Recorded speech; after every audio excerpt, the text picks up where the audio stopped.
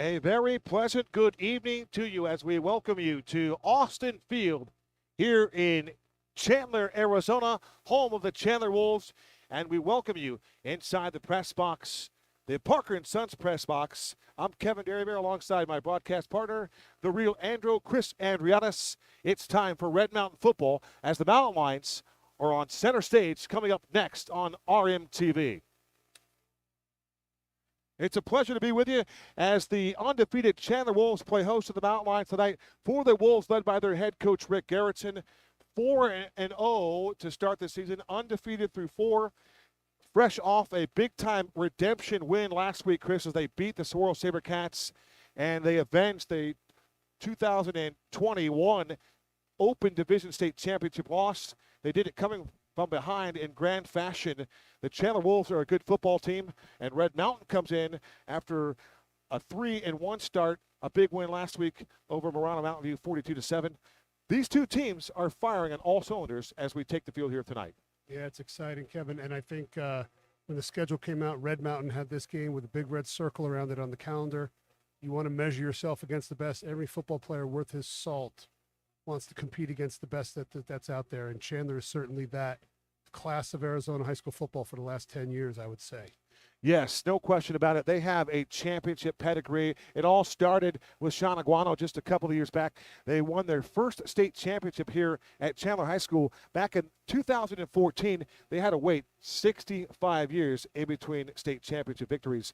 That was quite a mountain to climb, and Coach Aguano, now the head coach at ASU, was the leader of that group. Yeah, and the turnaround that under him was very impressive. They went from a very good football team to the football team in the state. And from Red Mountain's perspective, a win here tonight, the sky's the limit. This is a great way to see how the second half of the season is going to go. And from the Chandler's perspective, they're used to getting everybody's best shot every week. They have a big target on their back. They had a very tough come-from-behind win last week against Saguaro. And anything can happen. Let's see what the Mountain Lions bring to the table tonight. Chris, I love the ambiance here. I love all the posturing. You know, you think about taking the field. It's a high school football game, but you, as the home team, you can't take the field until the opposing team takes the field. That's just part of the tradition. We've seen it get kind of, bass backwards at certain times, and when that happens, it's just chaos to begin a game. There it is. There's a lot of etiquette to warming up and when you take the field and where you warm up, and some teams like to push limits and boundaries on that, and that's something that's bad mojo if you're a football player or a football team. Chris, we had mentioned the Chandler Wolves 4-0 to start this season. Again, a big win over the Cats last week. But for the Chandler Wolves, a program founded way back in 1914, they are the 9th-ranked team in all of high school football. That's according to the Max Preps Excellent 25. But just think about that. Number 9 in the country, the Great State 48 represents high school football, and it's at the top of its game. Absolutely. And having watched them on film this week, there is no weak link on this Chandler team. They have the number 1 recruited junior football player in the country in Dylan Rayola, a quarterback. They have a fantastic running back in Valentine, an Oregon commit on the defensive line. They're stacked, and not to mention a number of players whose dads played NFL football.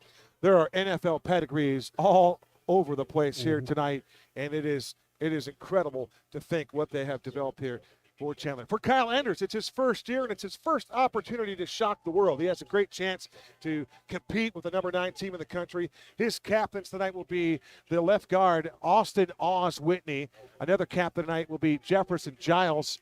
And 2 other captains for Red Mountain. Tanner DeMassa is the 3rd captain, and Carter Crispin, the quarterback, the signal caller, the senior signal caller, is the captain tonight for Red Mountain. The Mountain Lions wearing their all-white uniforms with their silver numbers that are trimmed in the cardinal. Of course, they're wearing their traditional black helmets. And for the Wolves, they're wearing their gray uniforms this evening with their traditional helmets.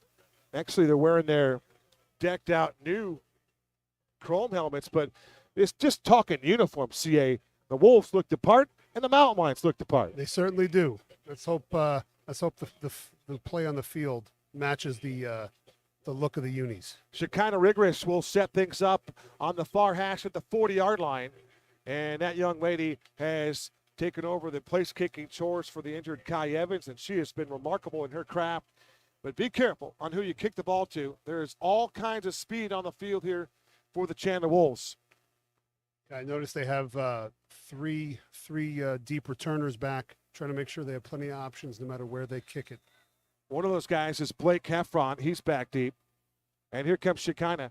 And she'll send a low line drive kick, and it's going to be taken around the 20-yard line. It looks like it's Heffron. And that is not Heffron, and that is Tyreek Styles Obasher. And he is loose. He is off to the races, the 10, the 5, and he's going to return the opening kickoff. 81 yards for a Chandler Wolf touchdown. And that's how this game begins here in East Chandler. Yeah, that's a gut wrencher right there. One of the facets of winning on the road, especially against a team that's this good, is having a good start, having success early. Giving up the opening kickoff for a touchdown is not part of the script that Kyle Enders had written tonight, I'm sure. Most people haven't even had a chance to not only purchase their popcorn, but even sample the popcorn, and they have already taken one into the end zone, 81 yards unofficially. That is all-region second-teamer Tyreek Styles Obasher, and he's done that before, 5'6", 160, and that is a big-time way to start the game. In fact, he got bunched up behind the wedge, bounced it outside, and then took it towards the middle of the field through all kinds of congestion, Chris. Broke a couple of tackles, slipped through the D, and once he was angling towards the boundary on the far sideline, you weren't going to catch that speedster. That's one of the biggest challenges of kickoff is you really have to stay in your lane, and you have to squeeze and keep the ball in your inside shoulder. And when you see a mass of bodies, you want to get in there and lay a lick on somebody. And unfortunately, they got a little too aggressive, a little too hyped up, and they all got clumped up and lost their gaps. And he was able to find a seam and break it. It was a great play by him. Adriano Pallado with the point after try for the Chandler Wolves. 11:46 to go. It is 7-0. Chandler, they took the opening kickoff and took it to the end zone. That is an impressive way to start the game if you're Rick Garrettson. And now, if you're Coach Enders, you've got to say, okay, we're ready to play, and that won't happen again tonight on special teams. But the Mountain Lions are going to have to get things in perspective here rather quickly, because you just kind of think about the game plan. We'll get to that here in a second when you start thinking about some keys to the game for the defense, and we'll talk offense here for just a second. But they've got an opportunity, and you don't want to get into a shootout with the Chandler Wolves. That's for sure. No, you don't. They're talking about bringing a knife to a gunfight. Yeah, I think it's imperative the Mountain Lions respond here offensively. A scoring drive here. There's I wouldn't save anything at this point. You let it all hang out and see if we can get something going on offense here. Adriano Pallado to kick it off on the 40-yard line. The left-footed kicker sends it deep and over the head of Lennox Lawson, who is stationed at the goal line. And for Carter Crispin and company, his offense will get a chance to take their shots at this Chandler defense for the first time this evening. They're trailing 7-0, but we talked about the idea of Carter Crispin off the air with Charlie and just some great pregame fodder. And Carter Crispin, it's a great opportunity for him as he's opposed by the top recruit in the country in Dylan Raiola. So this will be a great chance for our guy, our senior Carter Crispin, the all-time touchdown leader for the Mountain Lions. He gets a chance to show his mettle here in this one. He does. And I'm sure he's excited to do it. Just talking to his dad, he's ready and pumped. Let's see what he can bring to the table. He works out the shotgun. Takes the snap. They step a screen to Jacoby Lane, far side of the field. Jacoby with some moves, and Jacoby is going to pick up first down yardage on his first reception of the game. A wide receiver screen, easy pitch and catch for Crispin to Jacoby Lane, and the senior USC commit makes a play on his first opportunity, picks up 11 yards. Absolutely. Great start there. Get the ball in your USC commit's hands. Nice little tunnel screen. Make a guy miss. Let's see what they come back with here. Keep him off balance. We stand corrected. They're going to spot him short. It looked like the line judge had him getting a first down, so they spot him about a yard short. The snap is back. It's fumbled, and Crispin is going to go down. One of the guys there for the Chandler Wolves in a hurry was Yasir Marshall, a 5'10", 240-pound senior defensive end. He was there with 3 other gray shirts, CA. Yeah, it looked like the snap came out a little hot. He never got a hand on it. It might have been off to the side a little bit. So by the time he had control of the ball, they were already on him. Definitely some size and some speed up front for the Wolves. Yeah, how about Alani Ionga, 99, a defensive tackle, 6'3", 280. He's one of those guys that occupies some space in the trenches there. And in fact, you'll think about where he lines up, and Jefferson Giles gets a chance to take some shots at him. All right, this is 3rd and 6 from their own 24-yard line out of the gun, and we're going to get a penalty marker on the play. There is a play clock visible. It is functioning, and it appears as though that the Mountain Lions are going to have a delay of game. So a couple of self-inflicted challenges early for the Mountain Lions. Have to dig through that. Let's give you our AIA officiating crew here this evening. Our referee this evening is Jim Foster. The head linesman tonight is Eric Stern. Our line judge is Jeff Big Daddy Parker. The back judge is Bernie No. And our umpire tonight is Dan Myers. That is your AIA officiating crew here at Austin Field tonight. 7-0 Wolves. There goes the action man. That's Lennox Lucen. He's going to take the pass towards the 20-yard line, and Lennox gets drilled around the 25-yard line. Taking a shot was number 9, Roman Kupu. And for Kupu, 6'2", 220, one of the other Kupus as well. You have Orion Kupu and Roman Kupu, and it was RK that really took a liberty with Lennox Lawson there and put him down to the turf in a rude way. Yeah, I don't know if it was Kupu or Kapow, but he hit him pretty hard and got him on the ground by himself. That's tough to do. Lennox is pretty elusive. So Carson Matter will be in punt formation. Not the ideal first series for the offense. And it'll be Matter from his own 10. It's a low snap. He fielded on a hop, and it's sent into the night sky. Good punt for Carson Matter. Heffron is the deep man, and Heffron won't get a chance to return it. I like the idea for Matter to kick it away. Let's give the defense a chance to make some plays against this unbelievable offense led by Khalil Valentine. He's their tailback. He wears number 22. He's just a junior, 6', 175, and he's another guy in a long line of what we call tailback U here at Chandler High School. Yeah, he's a special player. Catches the ball well out of the backfield, very elusive, can run with power. Let's see what the Mountain Lion defense can bring to bear here. Dylan Rayola, starting quarterback, 6'3", 220, is a junior, and he played in Burleson, Texas, just a season ago. Empty set for Rayola. He fires a pass over the middle of the field, and the ball is caught by the flanker, Blake Heffron. He's been involved on a couple of plays in that return game, and now he gets the first reception of the game from Dylan Rayola. Outstanding specimen. Ohio State commit, you think about that, representing the state of Arizona, that's pretty impressive. Yeah, he has his dad was an offensive lineman in the NFL. He looks like he inherited his lower half. He's very thick. He looks ready to go out and play linebacker if he needed to. His dad absolutely played in the National Football League, played for the Detroit Lions. Dominic Rayola played 14 NFL campaigns, and at one time was a Remington Trophy winner, which means he's the best center in college football, and that's saying a lot for an interior lineman. It absolutely is, and he was part of the Nebraska Cornhuskers back in their heyday. Operating from his own 46-yard line, low snap for Rayola. Lines up and fires a ball on the far sideline, and what a pretty pass for Rayola. And it will be off the fingertips of the intended target, Justice Spann. But how about that spin on the football? He throws a rocket. He throws a really nice ball. You can just see that he's every bit is living up to the hype so far. 3 keys on the defense for Andy's boys. Stop the run by making tackles in space. Control the line of scrimmage with movement, and no big plays of 25 yards or more. Possession play here for Rayola. Empty set, 3 wide receivers to the wide side. They're showing blitz to the edge. Here comes the blitz. They pick it up. Rayola's going to slide to the near side. He throws down the middle field. The ball's caught by Valentine. Down the seams. He's going to go 20, 15, 10, 5. That'll be a touchdown. Dylan Rayola to Khalil Valentine, and the Wolves strike again here in this first quarter. Yeah, that's just a matter of the coverage breaking down. I mean, you can't cover a guy like Valentine for longer than 5 seconds. He bought some time. He slid out of the pocket. They had some pressure and delivered a perfect ball on the run, and he caught it and made a play.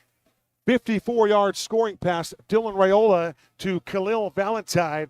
And those two guys are dynamic players in their own right, to say the least. For Khalil, 877 all-purpose yards before that catch.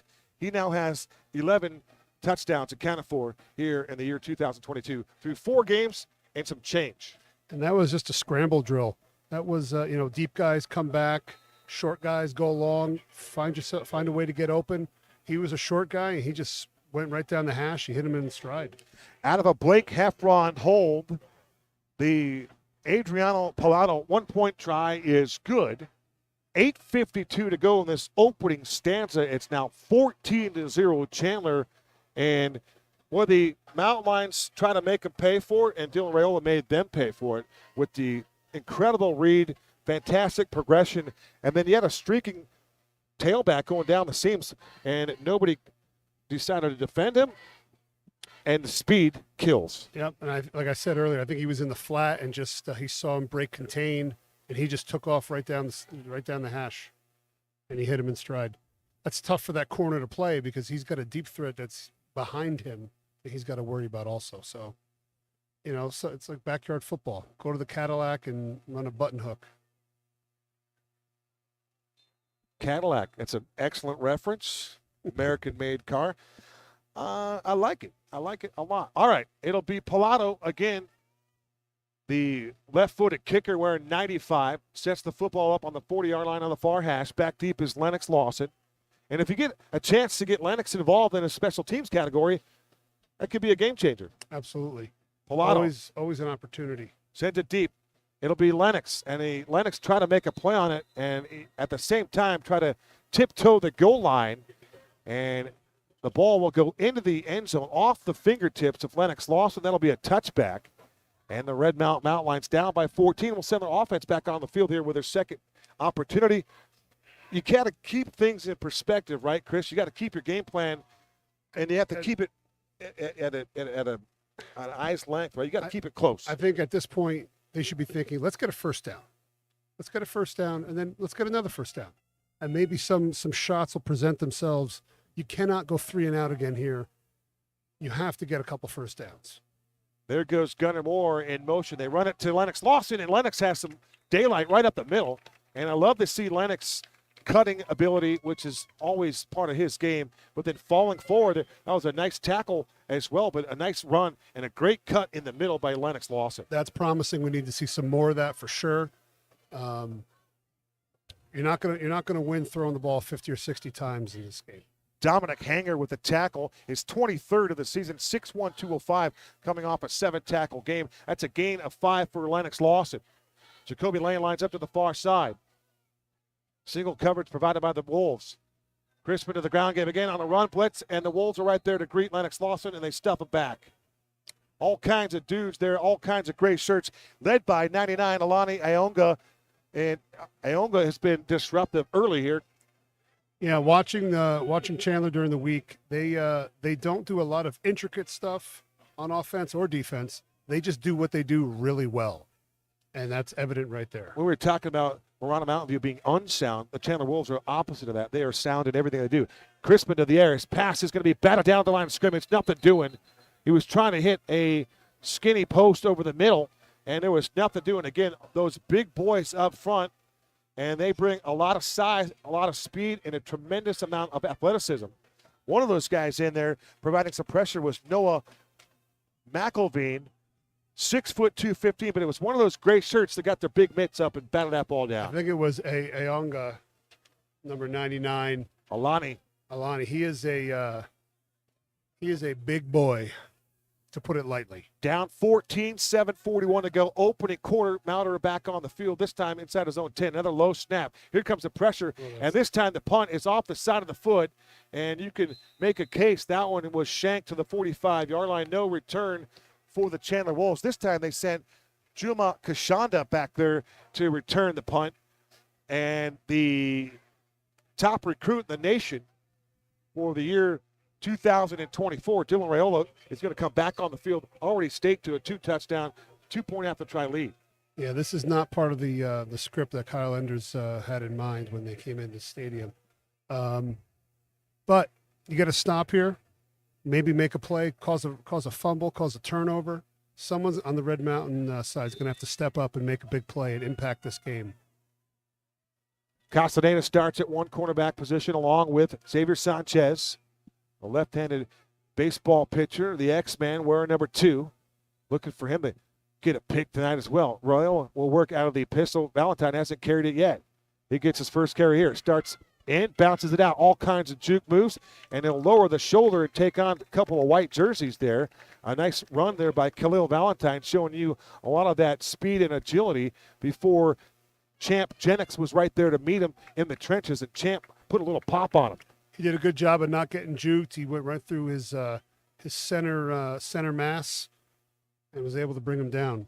27th tackle of the year for 4-2 Champ Jennings. Gain of 8, 2nd and 2 from the mound line, 35-yard line. Snap at the knees for Rayola. They want to set up a screen. Great job there by Damaso to blow it up. Now they go behind it and absolutely getting decleated in the middle of the field. The mountain lines, outstanding defensive play. Champ Jennings again all over the receiver. I can't see who the defensive lineman or linebacker was. They had it sniffed out. He got yanked down there by one of the offensive linemen. I'm surprised they didn't call that. It was right in the middle of the play. From behind as well. And I was trying to determine who caught the pass. I would assume that it was Valentine. Yeah, it was a tailback screen. But they couldn't get it to him initially. I thought Tanner Damaso was there to blow up the play. And they sweep it to the near side, 30, 25, lower the shoulder, pick up first down, or very close to that. And let's wait and see where they spot the football. It's Valentine again. So he's had 3 touches in a row, make it 4 when you go back to the touchdown reception that went for 54 yards on the second drive. I think the Wolves have found something here. They've run left 3 straight times when they called their run plays, and they are number 69, the left tackle, is just collapsing that outside edge, and they're not being touched till they're 5 yards downfield, those tailbacks from Chandler. Yeah, Mateo Rodriguez is who you referenced. 6'5", 260. That dude is a absolute load. Rayola again out of the pistol. Valentine's the deep back. Snap is back from his knees. Step in the pocket. With a pass over the middle of the field. The ball is going to be caught down the seams. Champ Jennings makes the tackle on the reception for the Chandler Wolves. Jackson Branch, first time he's been targeted tonight. His first catch, 6'3", 180 for the junior. Had 1 catch for 49 yards last weekend that went over Saguaro. Yeah, he came up with a nice grab there. He had somebody right on him. It was a good throw right in his chest. It's hard to defend that. You can be in perfect defensive alignment. Quarterback throws a perfect ball. You can't stop it. Rayola has that quick release. He's got a lot of velocity on the football, and he looks the part here early on. For the 3rd time tonight, the Wolves are knocking on the door. 2nd time tonight, they're in the red zone. Rayola looks left. He's got a wide open Valentine. He makes the catch, and he's going to walk into the end zone. Takes a shot as he scores, but Valentine houses one for the 2nd time in as many drives. It's 20-0 Rayola to Valentine 2 times, and it's now 20-0 with 5:40 to go in the opening frame, and this is not what the Red Mountain Lions schemed up on the whiteboard, the chalkboard, or on the iPad. That was just a simple pop pass, a little, I guess you can call that a replace route. Linebacker blitzed. The receiver just turned his head to the inside, and Rayola hit him in stride, and he walked in. For head coach Rick Garrettson of the Chandler Wolves, now in his 4th year, we mentioned they're 4-0, but how about for Rick Garrettson since he took over for Coach Aguano? 38-2. 38-2. That is remarkable. Oh, I didn't mention the 5 state championships in a row. We'll talk about that later. All right, for the point after try for Adriano Pallado, it's true once again. 6, make it 5:40 to go. It's 21-0 Chandler. And we would like to make sure we recognize a few people tonight. We want to welcome our global listening audience around the great globe. And we also need to make sure that we extend our warmest and sincerest heartfelt wishes to people that are dealing with Hurricane Ian. It has been catastrophic on the East Coast. We're thinking of all the people on the East Coast. That's in your neck of the woods, Chris. So can you think of anything what they might be going through, and how did you deal with that growing up as a kid living in the East Coast? Hurricanes are a real life scenario. I don't remember any major ones happening in the New Jersey, New York area when I was growing up. Sandy hit after it. I had already moved out here. Okay. So I was lucky to have been able to avoid that. But that was devastating. Whole towns down the shore were wiped out. It was awful. Unbelievable. Pilato ready to go. Let's see if Lennox can get a shot here. He'll look for the ball around the 2-yard line. And Pilato with that strong leg, left-footed leg, drills another one. I always get that left leg. foot and the left hand and Maybe he has left-legged. 2 left feet. Yeah. He's a left-legged individual, and he's soccer style. But I tell you what, he's got a booming leg, and he's been accurate with the point after tries. It's 21-0. It is 21-0. And at this point, something has to click here for the Mountain Lions. At some point, you have to have that grit and that fight to turn to your buddies and say, we're not going to go out like this. We're not going to roll over. We need to continue to battle and make a game of this. Great point, Chris. It's Carter Crispin as there's movement up front. Hard count helps too. And I'll tell you what, maybe if that's something that you can go to and you can exploit that, their aggressiveness, use that against them, why not? It's a smart play by the offense, by offensive coordinator Brian McDaniel. Mm-hmm. And that would account for why they're getting off the ball so quickly, as they know the snap count. So you have to change your cadence. You have to go on 2. You have to do freeze counts. Anything to keep them off balance and slow up their get off. Jacoby Lane lines up to the far side. Juma Kashanda lines up across from him. This is a pass out in the flat. This is going to be Jacoby Lane makes the catch at the numbers, and he'll pick up close, yeah. a yard or 2. And the swarming to the football again by those gray shirts with the blue numbers outlined in white. Jacoby falls forward, and it's 5 yards. Well, that's why they call him a true two-stepper. So for Jacoby Lane, 2 steps of him in stride covers 5 yards. That is absolutely ridiculous for that young man who stands at 6'5", has 4 touchdown receptions this year with 14 a year ago, 990 yards last season. He's got 2 catches tonight. And this will be a pass to the near side, making the catch. That is going to be the wide receiver getting a lot of extra action here for the Mountain Lions. That is 1'9", Brandon Allen. And Brandon Allen took a shot from the safety. It looked as though that was Orion Kupu was over there laying his pads on the ball carrier. Yeah, it was quite a stick there. But he held on to the ball.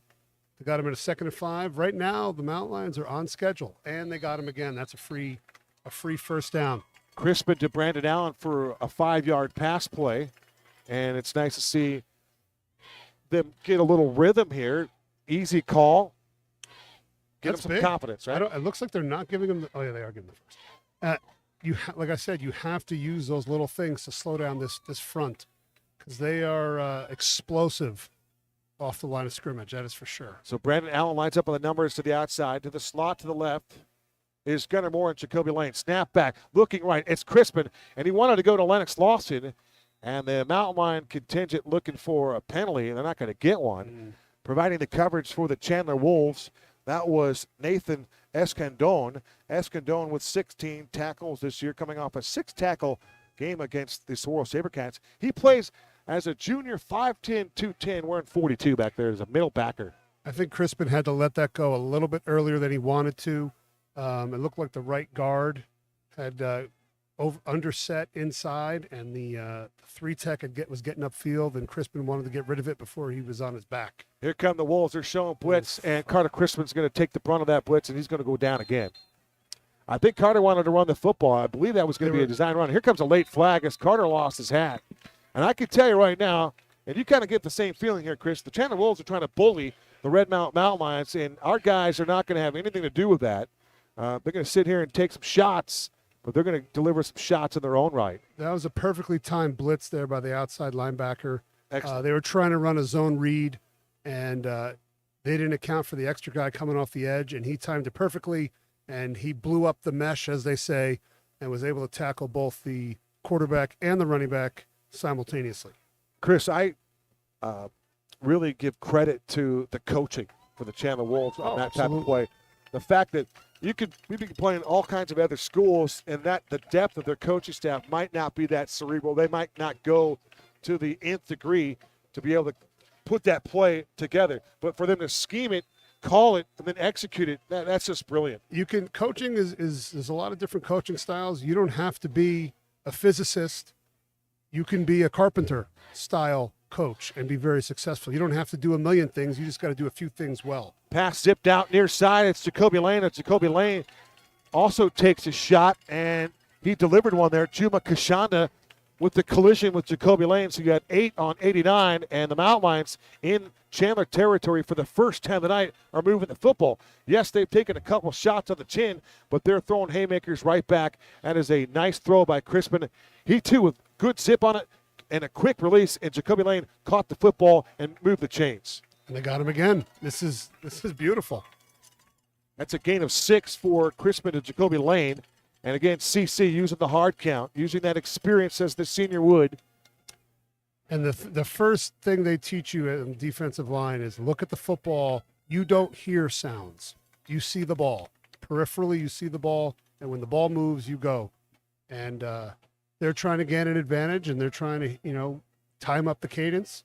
And Red Mountain's mixing it up, and it's got them three first downs. Crispin making his 18th start of his career, works from the 37-yard line of Chandler. There goes Gunnar Moore in motion. Snap back with a clean pocket. Now he's going to escape the pocket. There goes Crispin. Deep ball down the side. It's Lennox Lawson. He makes the catch at the 5-yard line. Great play. That is not something that a first-year starting quarterback would really have the wherewithal to do in most cases.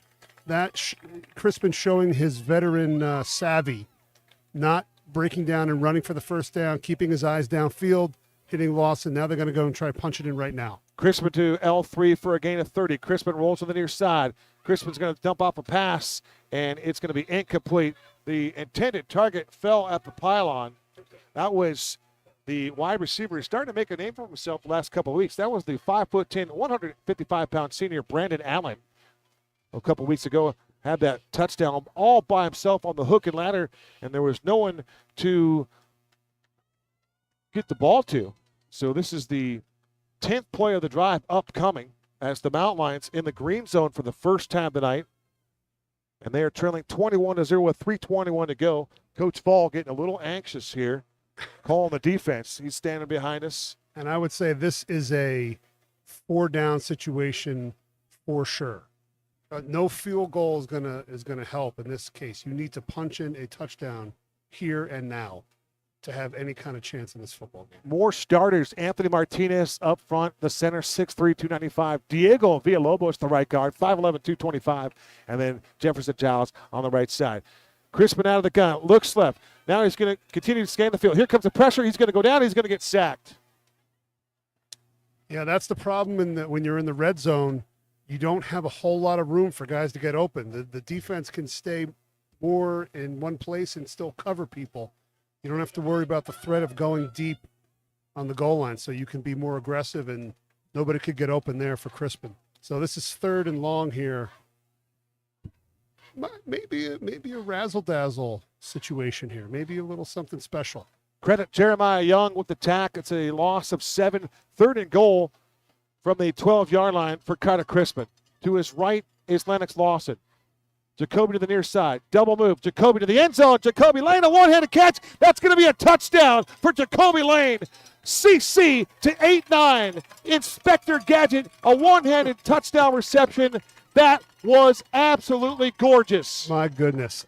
And you got to wonder, why don't they just do that every play? That was a great play. He got him with the double move. Back pylon fade there. Great throw, great, even more outstanding catch. He's a special talent, Jacoby. That is for sure. Carter Crispin with the magic touch. Great loft on that football. And for CC, his 11th touchdown of the season. Moving up, trying to catch Mason Thorman. Snap is back. The Castaneda hold is good. And the Shekinah Rigrish point after try is absolutely up and through as Miss Rigrish remains perfect in 18 for 18 on the season. Point after try successful. 2:35 to go opening quarter. Our new score, Chandler 21, Red Mountain 7. And on that drive, Carter Crispin did some things. He took a couple sacks, but he used the hard count to success. He mixed the ball, and he moved the ball around 3 different receivers got involved on that drive, and Lennox Lawson doing Lennox Lawson things. Yeah, that was a great drive. They absolutely needed that. I'd like to see them have a little more success running the football, but I think that'll come. They absolutely needed that, and I think there's an ebb and a flow to a football game, and I think Chandler was getting ready to, sub in the backups, and they're not going to be able to do that quite yet. There's still some fight left in these Mountain Lions. So are we in the ebb part or the flow part? That, by the way, that was Depends what side you're looking at it from. That was a 10-play drive, and they chewed up some clock. 2:35 to go. Here comes Shekinah from the 40-yard line. Back deep, you have Heffron, and you have Obashir. It's Heffron. Back to Obashir. 15, 20, 25, 30. Down the sideline, 40. There he goes again. The kicker to beat. 40, 30. And that is a touchdown-saving tackle. Or is it? No, that's a gut punch. That's what that is. Wow. It looked as though that Brandon Allen was over there with a chance to take out Obashir. And this time Obashir goes 81 yards to the end zone for a back-breaking touchdown for the Chandler Wolves. That reminds me of a game probably 12 years ago. We played Brophy Prep, and Devin Allen was their returner. He scored a touchdown on the first play of the game and ran back 2 kicks after that. So at one point it was Devin Allen 21, Red Mountain nothing. This is reminiscent of that. Devin Allen, you're talking about Olympic speed. Yeah. And Devin Allen, a NCAA champion at Oregon, Devin Allen. And playing in the league now. Last I knew he was on the practice squad of the Philadelphia Eagles. I think he actually scored a touchdown a week or 2 ago. Point after try is up and through for Mr. Pilato. 2:21 to go in this first quarter. It was a 14-play kick return, and Obashir has put it in the box twice in this football game. And I thought that Wags had him on the far sideline. I literally thought he made a tackle there, and apparently he didn't. He had him wrapped up, and he slipped out. He must have Vaselined himself up or something. I figure, like, if I'm playing the game, I'm going to try the angle, although that speed was a lot to catch up with. But you figure he could just hold on. Get him to the boundary, and he'll take himself out. Yeah, again, they collapsed too far. They didn't keep the ball on their inside shoulder. I can guarantee you Coach Barge will be having a chat with those Gunners at halftime. What is unfortunate, it was the Mountain Lions had the answer. It was a 21-7 ball game. It was a 2-touchdown contest before that. And credit Heffron as he pitched the ball back to Obashir. And Obashir, you could just kind of get that feeling. He has that. We talked about Darren Sproles before. There's another knockoff and an NFL comp on Darren Sproles, and his name is, let's just make sure we get it right there. 1 second here. Tyreek Styles Obashir. Anything with the name Styles in it now is gold, i.e. Harry Styles. All right. This will be Lennox. How long have you been waiting to put that one in? Now, I just saw it now. I just picked that one up. All right, so Lennox. You for a big Harry Styles fan. It's mixed, right? It's the mood, and Yes. it depends on what's going on. Would I go up to the DJ at the club and say, hey, could you give me a little Styles right now? A little watermelon sugar. I probably wouldn't do that, but you probably hear that at home with your young ones running around there. So maybe Probably. I just tuned it out. Tune it out, huh? Hey, the guy's talented. All right, back on the field, down by 3 touchdowns, starting this drive on their own 19-yard line from the Wolves. It's the Mountain Lions with 12 seconds on that visual play clock. Long count here for Carter Crispin. Maybe an audible there, changing a call. To his right is Lennox Lawson. Rolling to his right is Crispin, and a diving catch coming back for the football by Jacoby Lane. That's a 12-yard pass play. And I tell you what, it's nice to see Jacoby get involved and make some plays here in the early going. They're going to need everything here on offense to stay in this football game if they want to turn it in to a track meet. It's a great idea by Coach McDaniel. If you're getting pressure in the pocket, let's just move the pocket. Get him out on the run. Crispin throws very accurately on the move, and you could see it on that last play. So many young quarterbacks love that Patrick Mahomes style. Throw the football on the move. It's part of everybody's DNA now, and it is it's a fact. It is efficient playing on the football field. 1:44 to go. They like to call those off-platform throws. I like it. They go back to Jacoby's fourth catch of the game. And Jacoby close to a first down. Another 9 yards for Jacoby Lane. Back-to-back plays. 12 and 9 yards, 21 yards on 2 receptions. That's the fourth catch of the – make it the fifth catch now for Jacoby as he's having himself an outstanding first half. The offense seems to be running a little bit cleaner right now. And if you're looking for a silver lining on those kick returns, the defense is going to be well rested. Yes, that is looking at things half full. Sure. Right? I like that. Final 67 seconds of this opening quarter here from Austin Field. Pistol formation. This will be an option right. Ooh, Lennox gets the ball. option. 35, 40, looking for the edge. Stiff arm. And you love to see that. We've been seeing a lot of stiff arms this season. We've seen a lot on the Zone 48 broadcast network on Thursdays, but Lennox Lawson delivers a stiff arm there. The recipient was Orion Kupu. That was some old school speed option down the line, read the edge. I haven't seen that since What, OG. USC, Charlie White, O.J. Charlie Simpson? White. No, you're going that. That's I was, student body, right? I don't think I was watching football that day. I think I was 2 That's is that, you saying that's BC before Chris? before Chris. All right. First down carry for Lennox from the 41-yard line. Oh, This is a boy. pass out to Lennox, and he makes a great move, and he's going to take it close to the 50-yard line. And look at the offensive line help driving his players forward. That was an impressive blitz there, but I can't see the number on that line. Was it number 6? Who was number 6? Kupu. He came in a full sprint from 10 yards away and timed it up perfectly. He never broke stride and hit Crispin full on with a 10-yard running head start. Nice turnaround catch And by he still delivered the pass. That's the most impressive part. Yeah, he delivered the pass, but Lennox Lawson, an acrobatic catch. Again, the Wolves show him blitz. It's a 9, make it an 8-yard play. Crispin to Lennox Lawson for 8. And how about the finish by Anthony Martinez to get his guy the extra yard and a half? Outstanding work by the center. This will be the last play of the quarter. Blitz again. Carter's Oh. going to try to step through it. He breaks a tackle. Get He's rid of free it, to the young man. boundary. And he gets absolutely demolished as he takes the football into Wolves territory. For the second time in this football game, Carter Crispin has lost his helmet.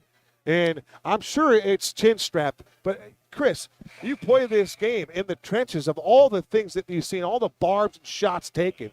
Do you try to take a dude's hat off? Yes.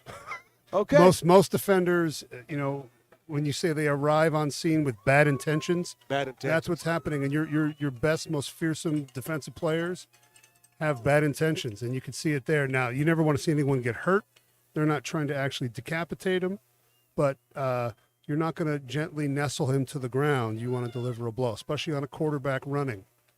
That can change the whole outcome of a game with one hit.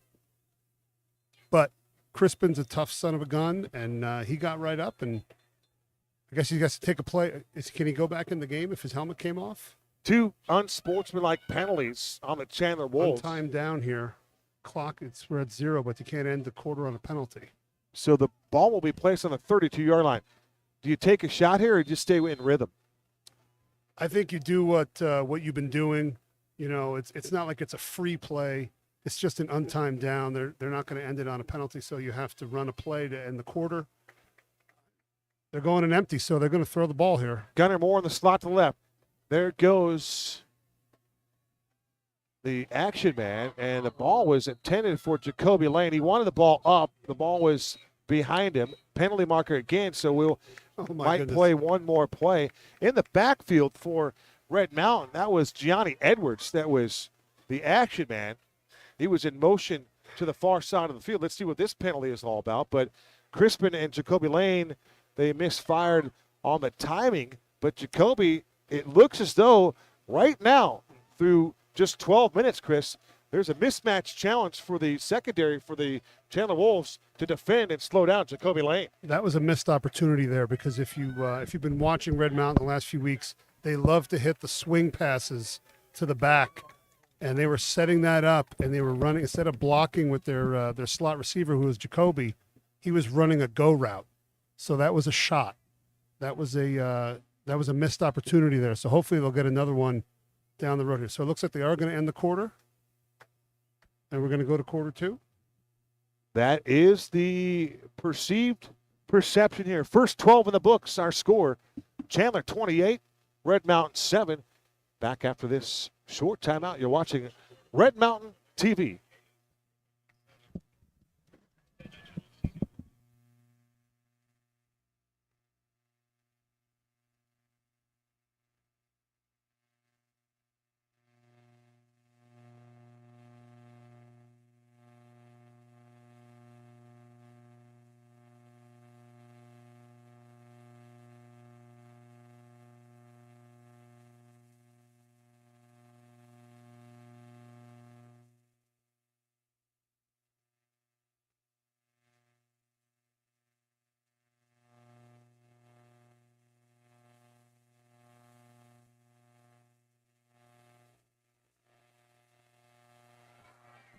Welcome back to Austin Field. Kevin Derryberry alongside Chris Andrianis, 28-7. Gives us an opportunity, a little shout out for tonight's game. Where are you watching tonight's game from around the United States, around the globe? Give us a follow, if you will, at KDB Voice, at The Real Andro. What is that? Underscore, then it's like a tough one, dude. I don't know. Just click copy paste on it in your The Real Andro. But follow us. But more importantly, we want to know where you're watching tonight's game from. Hit us on Twitter and then hit us with the hashtag roll call. Where are you watching tonight's game? We know that one lady is watching the game from Michigan. Leslie, welcome in tonight, Leslie. Our empty set for Carter. Throws over the middle field. The Bills going to be caught and taking the ball down the middle. It did look like Lennox Lawson, and that was 1-3. You got to confirm it with your eyes. Lennox, playing in the wide receiver position, ran a great route, shook the defender, got wide open, and Carter Crispin threw another dart. He's a matchup problem for a linebacker, so they found something they like here. Let's see what they come back with in the red zone again. Gain of 13. Wolf showing blitz. 4 wide receiver package now. Jacoby Lane singled up to the near side. In the slot to the left is Gunnar Moore. Make it Connor Skidmore, I beg your pardon. Trying to get the right play here. They're obviously making a change, seeing how Chandler's lined up.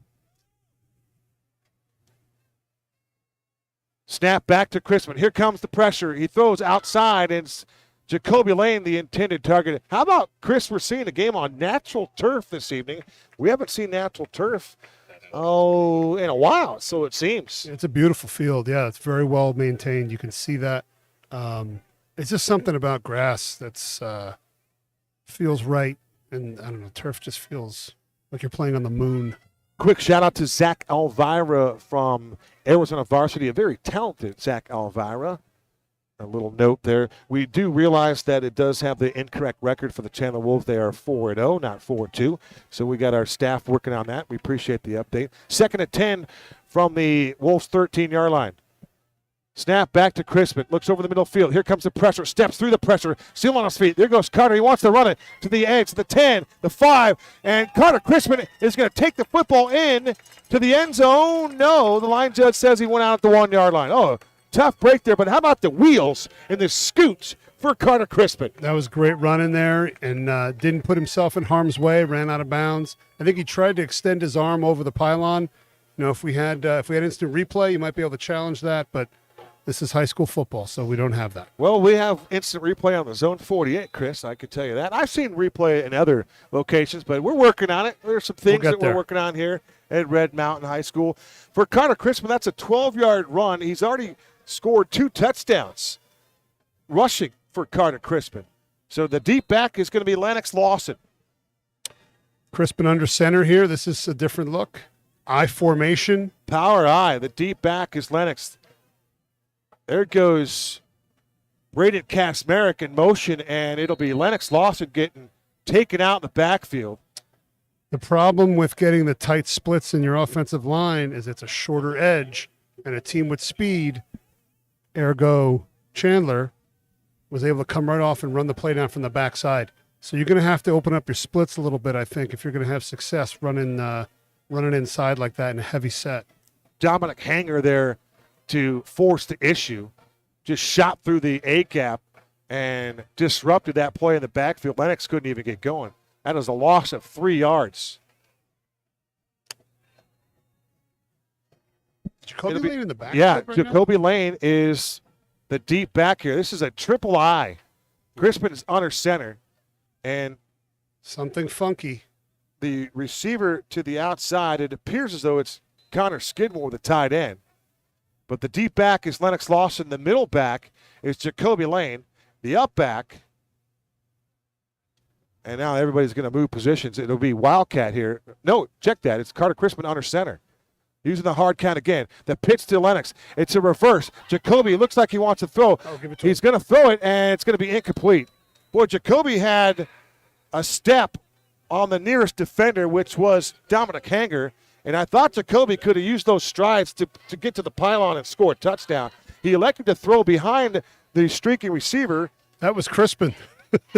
He tossed it and then leaked out into the end zone. So that was the Red Mountain form of the Philly special. That was the Philly special, but unfortunately it wasn't very special. And it wasn't executed at all. I would have given the ball to the tailback, the first guy there. That's the fullback, Jeremiah Aviles, 5'8", 175, a bowling ball type play. All right, 3rd and goal from the 8-yard line. Again, a must-have here. Whatever Coach McDaniel's best play is in this situation, you're going to see it here. Bodie Wagner is checked in. He's at one wide receiver position. And it looks like Lane is still singled up here down at the bottom of the screen. And Gunnar Moore I would slot to imagine right. he'll go there. 2 wide receivers to the left, to the right. Snap back. They want Jacoby. Jump ball. He's open, and the ball is caught for the touchdown. You talk about climbing the ladder. They say no catch. Oh, my goodness. Oh, no. I look like he got a foot down. That you was only need one toe. That was Randy Moss-esque. And, boy, we've just asked for replay again. We need it one more time. That looked to be really good. Another beautifully thrown ball by Crispin. Excellent touch. And then Jacoby, he'll outleap you. The back judge there obviously has the call. He has a clear sight of the end line. He saw feet out, so he made the call. This should be 4th and goal. Crispin back, looks left, fires left. The ball is incomplete. It was broken up in the near pylon, right in front of the line judge. He went after Jacoby Lane once again. And, okay, the Longview scoreboard has the down and distance at 4th down and goal from the 9. The chain gang has just indicated now it is 4th down, so we might have mentioned that the last play was 4th down. It is indeed 4th down now. But another beautifully thrown ball by Crispin, but you have to credit the defense. That time they had their hands in there, and they got the PBU. Yep. All right, Crispin back to work here. 4th and goal from the 9. There goes Jacoby Lane in motion. Snap is back. Crispin rolls to the far side. Here comes the pressure. He's going to reverse the pressure. He loses the football, and he gets tackled on the ground. He lost his footing, and he took a shot as well. And I'm surprised you're not going to get a flag for a late hit. He was basically knees, defenseless. Yeah. He was on his keister trying to find the football and got blasted. Yeah. Boy, that to me should have been a personal foul. 15 yards and a 1st down. That's a tough break against this offensive unit. I think being number 9 in the country has its benefits, Kev. It could very well. Sometimes you get the calls and sometimes you don't. So that's going to be a turnover on downs for this Chandler football team, up by 3 touchdowns, and even 10 minutes to go to the intermission. And Dylan Raiola gets to come back out on the football field. It seems like it's been eons since we've seen the Chandler Wolf offense. Yeah. Credit to the Mountain Lion offense for keeping the football for a while. So Raiola will have 2 wide receivers to work with. They go to Valentine, breaks a tackle, look out, and he's going to pick up extra yardage after contact, about 6 more yards after he got hit.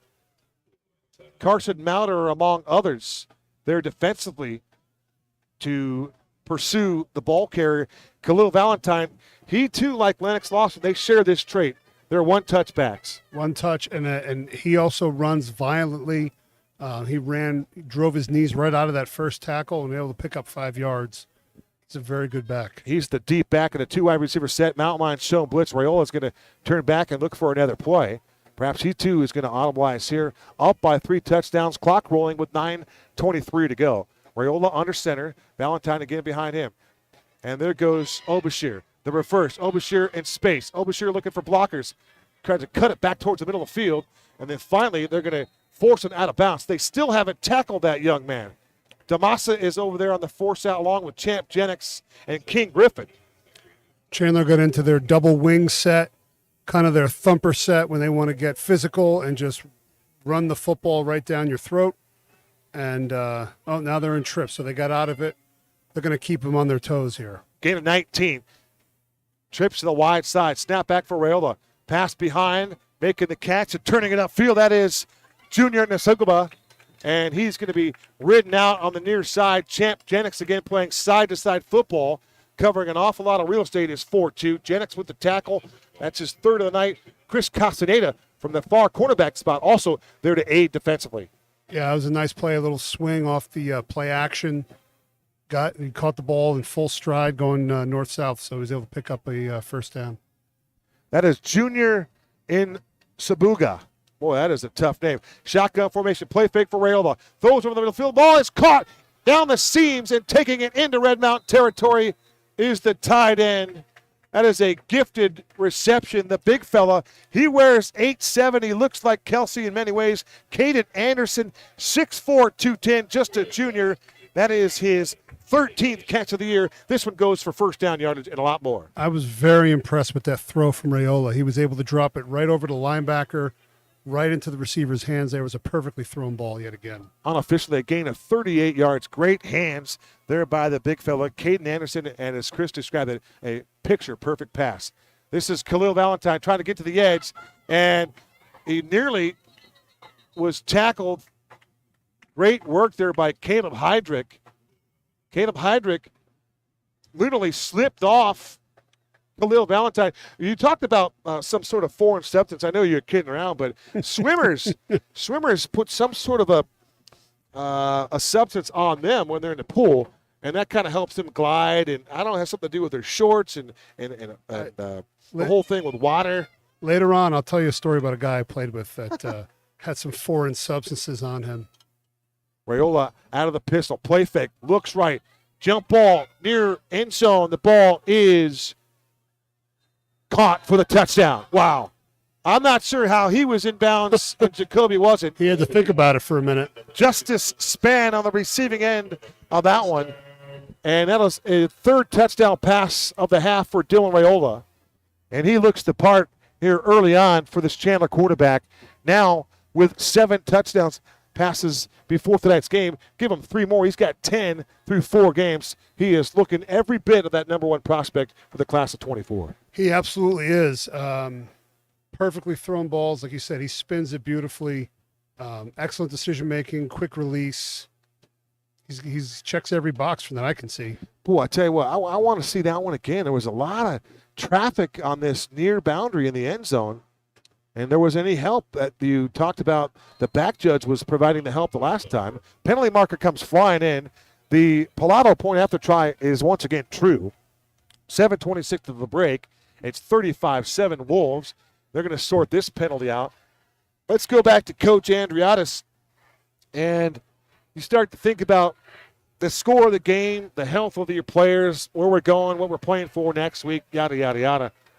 When do you say win? Or do you just keep at it, thinking that at some point we're going to get things are going to start to turn and the pendulum will swing our way? Well, I think you have to look at it as, adversity. How you respond to adversity defines who you are. And that's just in life as a person. How do you respond to adversity? But as a football team, I don't think you ever say when. I think you have to keep battling. And there's a lot of lessons and a lot of good that can come out of a loss if the response is the right one. Sure. So I think you got to keep fighting. And, a lot, like I said, you can get a lot of benefits if you can turn it around and maybe make this more of a manageable game. There's no quit in this group. There's no doubt about that. We will never have to question the effort from this football team led by Kyle Enders. And we never had to question the effort under Mike Peterson's direction either. No doubt about it. So they're going to move the football back to the 25-yard line. So it'll be a 15-yard penalty after the kick was good. To me, Chris, what does this do? What does this penalty do? It gives Red Mountain a chance for better field position. Absolutely. You're going to have a return here, that's for sure. So Lennox gets a chance to get a possession of the football, and that's always a positive thing. Chris, let's get you our keys to the offense tonight. It was value the rock, spread the ball around to get their D-line moving side to side. We might have mentioned that. but then win the one-on-one matchups. We've seen Lennox win his one-on-one matchups, and we've seen Jacoby Lane win his as well. Yeah. So I think there's plays out there. Impact player tonight, for me, I had Lennox Lawson, Jacoby Lane, and on defense I chose Caleb Heydrich. Okay. And, Jacoby didn't get it done on this last series down here. May or may not have got his foot down in the goal line. I would like to give a shout-out to Coach Peterson. I forgot to give him a shout-out last week. Coach Pete, thanks for watching. Continue to watch. Any feedback you want to give us, we would welcome for sure. Well stated, CA. All right, it'll be Pilato. The left-footed kicker works from looks like the 13-yard line, and he drills it, and it's going to be Lennox from the 20. Lennox looking for blockers. Show some patience. 30, 35, 40, and he's going to be taken down to the turf right there. A nice return by Lennox. A better kick by Pilato. Special teams tackle made by the Chandler Wolves, Christian Campion. 6'2", $160 on special teams. You like the size. Yeah. He's a special teamer. He is. And I think from a Red Mountains perspective, this is the number 19 in the country, In the nation. In the nation. So you're expected to not win. So having any success is a win in some ways. And I think you just have to keep battling. You cannot lose your team over a lopsided loss. You have to continue to fight and stay together. You got to compete. Trips to the near side. There goes Lennox in motion. Takes his man outside. Empty set now for Carter Crispin. Ball's batted down at the line, or at least tipped. There was a lot of pressure coming in towards the quarterback, Carter Crispin. Jeremiah Young, one of those guys. That's Jeremiah Young. He was there. Also on the outside. How about the guy, Roman Kupu, the middle linebacker? He had the assignment of taking on Lennox Lawson in coverage. If you see that again from what we spotted up top, Chris, I'm taking that route and I'm turning it upfield because Lennox Lawson should beat Roman Kupu 9 out of 10 times. In fact, 10 out of 10 times, right? So that's where you differentiate. A swing route is just get the ball in the flat. But if you run what's called a rail route, it looks like a swing, and then the running back takes off down the sideline.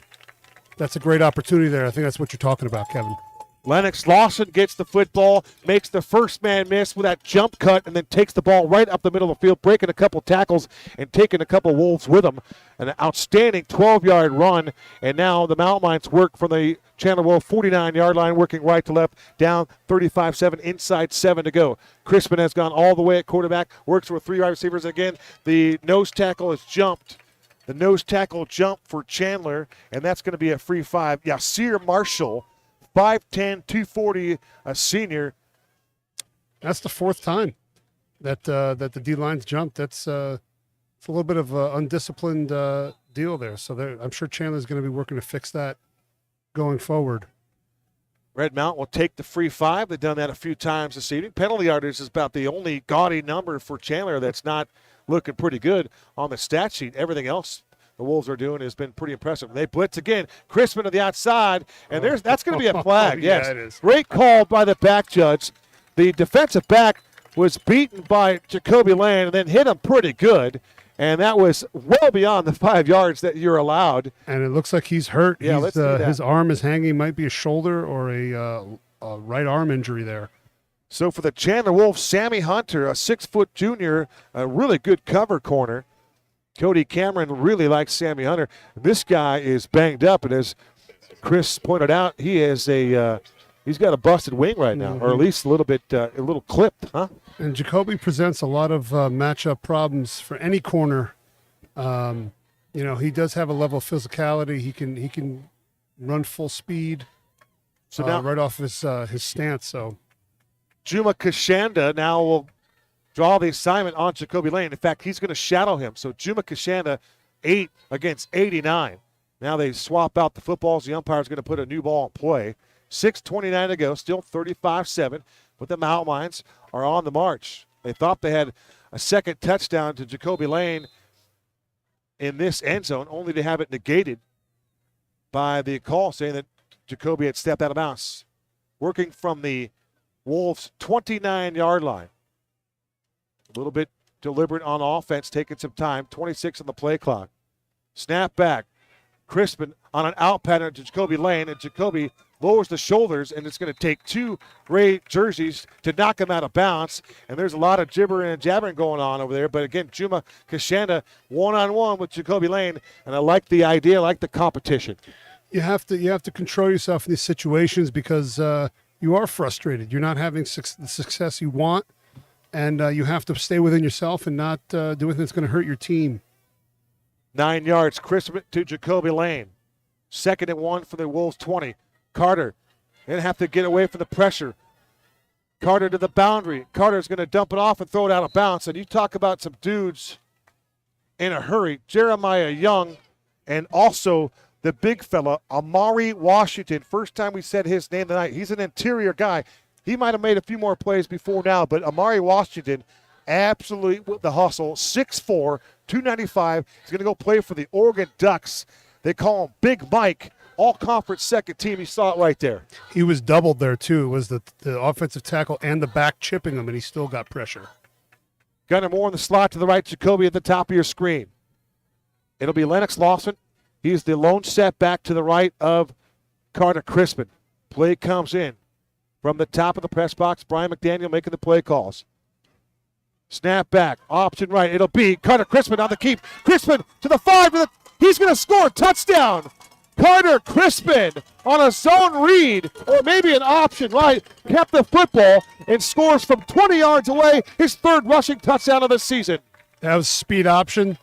He just he gave him the little fake pitch, put his foot in the ground, and got north-south. Great run, great play call there. We were giving Rick Garrett's and staff a lot of love for their execution on great play calls. And how about BMAC? That's a fantastic call for the Mountain Lion OC. And the execution, outstanding. And the Mountain Lions are back on the board. And, boy, how big is that touchdown that was taken away at this stage of the game? Yeah, it was huge. But I like the answer here. Like you said, there's no quit in this team. They answered. They came right back and scored. Snap back. The hold by Castaneda is a good one. And Shekinah Rigwish drills the point after try once again. 5:40 to go till halftime. Our new score, Chandler 35, Red Mount 14. And you talk about the response down in the doldrums. You come back, you make some plays, you continue with your own game plan, you continue to play your game, and let's see what the score is at the end. But at some point on special teams, maybe they try something different.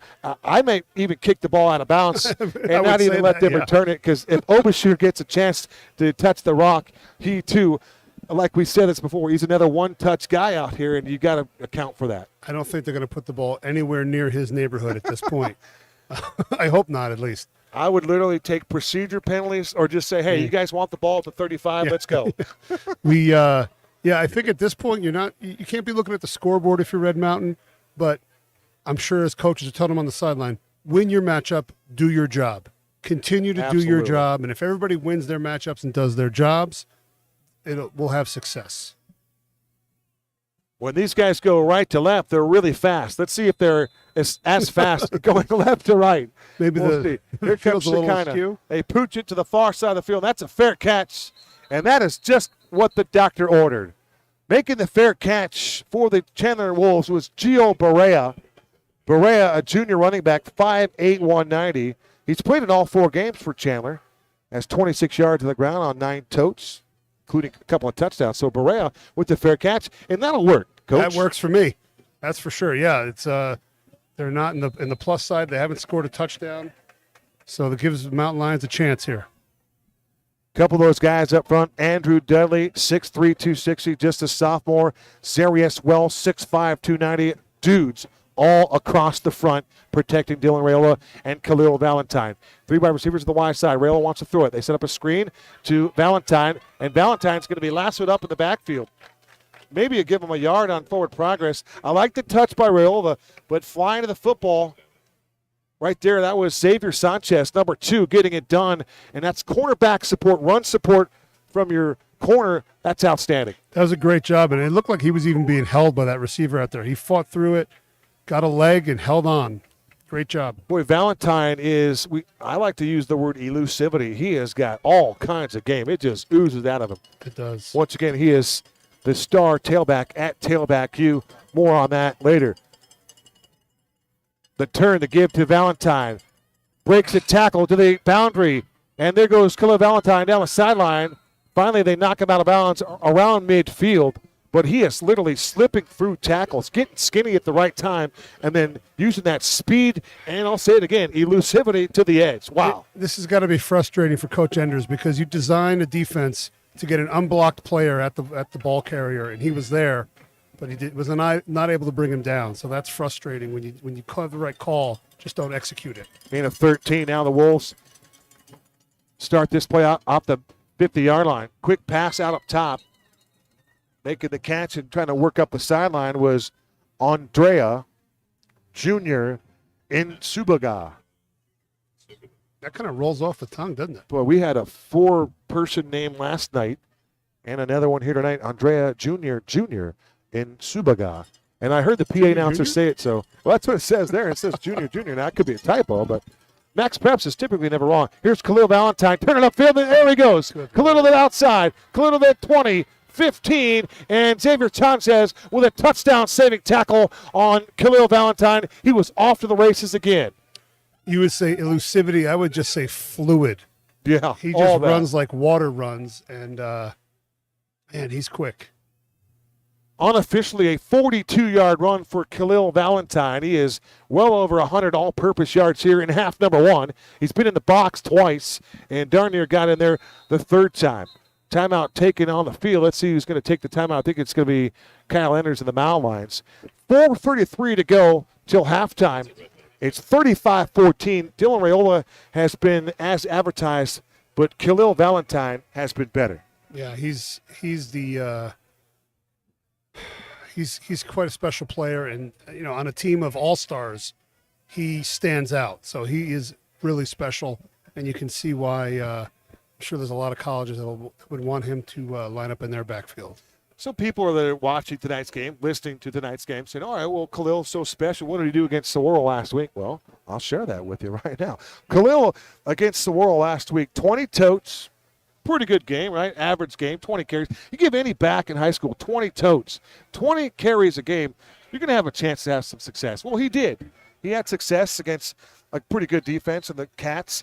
20 carries, 168 and a touchdown. That touchdown, 80 yards. He is a playmaker. So the Cats might say, hey, we bottled that guy up. We really kept him in a manageable scenario. Now, he still got his 20 for 168, an 8.4 average. Oh, by the way, he chipped in with another 2 catches for 75 yards. So, yeah, another 243 all-purpose evening. And tonight he's well over 100 in the first half. Yeah, he doesn't discriminate. He seems to ball out against everybody. He does not discriminate against any competition. And with that line, nah, I can't say you and I could do the same thing. All right, the deep back here for Chandler is Charles Enos. Enos gets the call here, starts in, bounced it out. Here comes the white shirts, and they're going to take him to the turf. That'll be a TFL for, it looked like P.J. Claybron was down there. Also, Van Beekem getting it done as well. The nose tackle, Stephen Van Beekem. If that was Van Beekem's tackle, it would be his 8th of the year. If it was Claybron, give him his 7th tackle of the year. But how about the interior lineman on the edge, getting to the ball carrier with a little hustle? It's encouraging to see them stiffen up down here in the goal line. Absolutely. So that'll be a no gain, no TFL, but just no gain. So Raiola with his hands over his head, indicating perhaps the formation. 3:53 to go. 2nd and goal for Raiola. Snap is back, looking left all the way. He zips a pass that way out in the flat, and making the catch and finding his way inside the end zone is Khalil Valentine. His 2nd receiving touchdown of the night. And he's been pretty good here in the first I would say so, yeah. 12 minutes plus. Yeah, he's that tackler met him at the 2-yard line with a full head of steam, and he just went right over the top and punched it in. I mean, he has power, he has speed. He is a very special football player. You talk about Coach Enders and the defensive staff putting the Mountain Lions in place to have success. They've been in position on numerous accounts. It's been the skill set that the Chandler Wolves possess that's been the difference. It's just something that simple. Yeah, I mean, he's Pilato's 4.5 drives, good. he's a dude, and he makes plays, and it doesn't matter who you line up. He's the guy that, as they say, make you miss in a phone booth. Yes, so it's 42-14. Pilato connects on the point after try. So Raiola has found Valentine twice. He found the wide receiver 3 times. You have 2 special teams touchdowns. Did we get them all? 2 special teams. Yeah, it's, so 7 touchdowns? 6 touchdowns. 6 touchdowns, I beg your pardon. That would be what's 2 his special name? teams. The returner had a run, end-around run for a touchdown. So that's Obasher's been in the box twice. Yes, 3. So 3 touchdown passes for Valentine has scored 2 receptions for sure. Obasher has run 2 back. That's 4. Mm-hmm. And then you got the wide receiver with another touchdown. That's 5, and we need 1 more. Obasher had a run around the end Okay. for a touchdown. So he's been in the Right box here. 3 times, you say. He's been in 3, I think. Yeah. Obasher is not sharing. He's not too shabby either. He's not sharing anything. He's just going to take the football. And in fact, the guy that was sharing the ball was Blake Heffron. He was the one that gave it the ball on the far sideline there. But Obasher is pretty good. We'll give him that. And it is 42-14. Chandler is, as advertised, they're pretty good. And like we said earlier, getting into a shootout type scenario is not ideal. Chandler is certainly loaded with skill players and not showing any signs of slowing down here. So, Chris, I know you're anxiously looking forward to an update here. The Arizona Varsity Top 10 6A poll. A weekly poll. Mm-hmm. Good stuff. Red Mountain on the outside looking in, and then on the other side of the ledger, the Chandler Wolves, yeah, they're number 1. Number 1, and then, of course, we mentioned this on a time or two, 9th in the country. That's pretty impressive right there. How about this? Some milestones from last week in Tucson. We made that trek to what a Marana. lovely drive. We'll get that in a second. Back to Carter Crispin. He's got 3 receivers to work with. Bodie Wagner, the sophomore, out there inside the numbers. This will be an option left. They get the ball in the hands to Lennox Lawson, and Lennox gets absolutely popped by Roman Kupu. Check that. That was the youngster Orion Kupu. Orion, shoulder-to-shoulder tap out. That was pretty impressive. Yeah, they went with the speed option again. Coach liked what he saw on that last drive. Coming back to it, Chandler was all over it on that one. They snuffed it out. Carter was lucky to get rid of the football and get the ball in the hands of Lennox Lawson, and Lennox wasn't able to do much with that. He did pick up 2. That is a tough earned 2 yards as Kupu put an absolute blistering hit. Near sideline pass broken up. Give the PBU to Carter Rojas, 6', 170. Had a really good break on the football, and you just have to credit the defense sometimes. Yeah, and I think, it's interesting to see what they do here. Obviously, you got to throw the ball up top. What's it going to be? Is it going to be Jacoby Lane or one of the other receivers? Let's see. Jacoby lines up in the slot to the right with 3 other wide receivers, and here come the Wolves on a blitz. And Crispin gets rid of the football in stride to Lennox. There he goes at the 40, looking for a blocker, 50, down the sideline, 40, 30, steps back inside, still on his feet, and he's going to be taken out of bounds around the 12-yard line. What a read by Carter Crispin as he delivered a strike to Lennox Lawson on a crosser. That was picture perfect. Don't think Lennox doesn't notice Valentine getting all the pub and making these plays. Lennox wants to make sure everybody knows that he's capable of being pretty special himself as well, as evidenced by that play right there. Let's see if they can punch it in here. Now they take the ball to it looks like they're going to spot it on the 12-yard line. Crispin to the air again. Crispin going to go reverse his field, and he's going to go down. He's going to get sacked. Jeremiah Young, and the ball came out loose. Well, I'm going to go back to one of the cardinal rules I remember teaching our quarterbacks and our linemen when we did sprint out. If you pull up on sprint out and you get hit, that's on you. And he went back against the grain. I know he didn't like the look on the edge. It looked like they had it firmed up if he kept pushing the edge there. But try to improvise too much, it's going to come back to haunt you. Unofficially, the previous play, Carter Crispin to Lennox Lawson, 72 yards. And that set up the Mountain Lions in the red zone. Oh, You like to get a touchdown here before the half can expire, but I would not want to give the Mountain Lions or give the Wolves another possession here. So I like to take some time off the clock here. And again, this is just Captain Obvious reporting here, but you do not want to give the Wolves the football again. No, it looked like there was a penalty there, so we got first and 5. That's what it looks like. Bodie Wagner lines up in the X. In the Z, it's Jacoby Lane. There goes Skidmore in motion. Crispin to the air. A double move looking for Jacoby. A jump ball. This time he's got us 2 feet in bounds, and that's going to be a Red Mountain touchdown. A picture-perfect pass again for Carter Crispin. The loft was outstanding, and Jacoby Lane turned, looked for the football, leaped up, high-pointed it, and got his footwork down, and that's the second time those two have connected here. That's a beautiful, beautiful play. Just like he's taking a rebound off the backboard. That was a great high point, like you said. And unsung there, Lennox Lawson with a huge blitz pickup.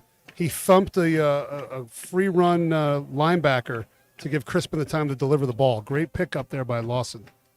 Outstanding observation for you, Chris. Unofficially, a 13-yard touchdown pass, Carter Crispin to Jacoby Lane. Point after try upcoming. And it's Shekinah. Here they come. And now we get a whistle from the line judge. And you can, they don't even have to, the referees, Chris, they're all mic'd up. They all have headsets on, our IFBs. And they're able to, talking? Yeah, they can all communicate with one another. Before the game, I was asking to get a picture of the officials card. And oh, they're going offense here. There was a penalty on Chandler, so they're going to move the ball up. I think they're going to try to go for 2 here. why not? Makes all the sense in the world. You need all the points that you can have. Well, if you like offense in this first half, there has been no shortage of it. On a night where there's a half moon, or is that a quarter moon? I think we're a quarter stage, huh? Couldn't tell you. For all of you moon advocates out there, you space buffs. All right, Lennox Lawson is a deep back. Looks like Aviles is checked in. It's an offset eye. Now they're going to change positions. That's an offensive tackle in the slot there, It's Kev. a big fella moving to the right. There goes Aviles. Here comes the blitz. And Carter Crispin does a great job. And they go back to the wide receiver. Ball is broken up. And Crispin took another shot. His hat's on the ground again. Let's find out who was streaking to the slot. That was Hector Martinez. Of course it was Hector. 6'5", 310. Take that. Go defend him in the slot. Penalty marker again. I don't know. In high school, can you be eligible? I thought your number makes you ineligible, and you can't check in as an eligible receiver in high school, to my knowledge. We've seen the Wolves time the snap at least 10 times in this first half. How do you slow that down? Snap count, cadence, and they did it a number of times. I think in this situation, they're trying to go fast at the end of the half. They probably just want to get the ball snapped in time.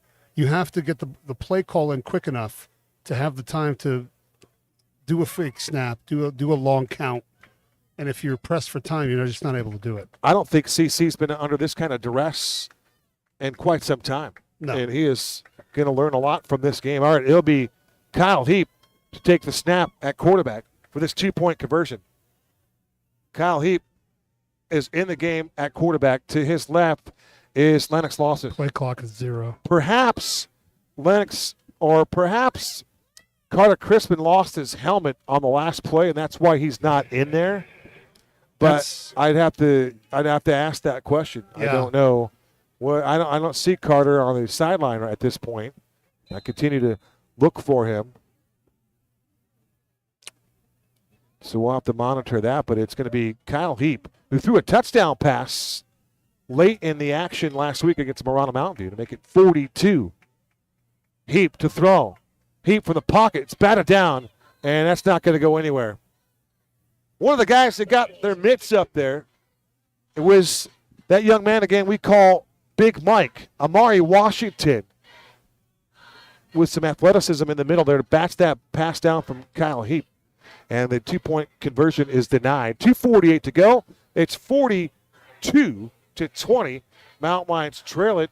Jacoby Lane will casually walk over and have a conversation with the officiating crew, and they really didn't want to engage with Jacoby, so Jacoby will just take off, head to the near sideline. But what did you take away on that drive? Again, more competitive fire for the Mountain Lions, more really intestinal fortitude, more grit. It's encouraging. That's what it is. It's encouraging that the offense is coming together a little bit, and they've found some success. They're finding ways to score points. If you take out those 2 kick returns, this could be a very different ball game at this point.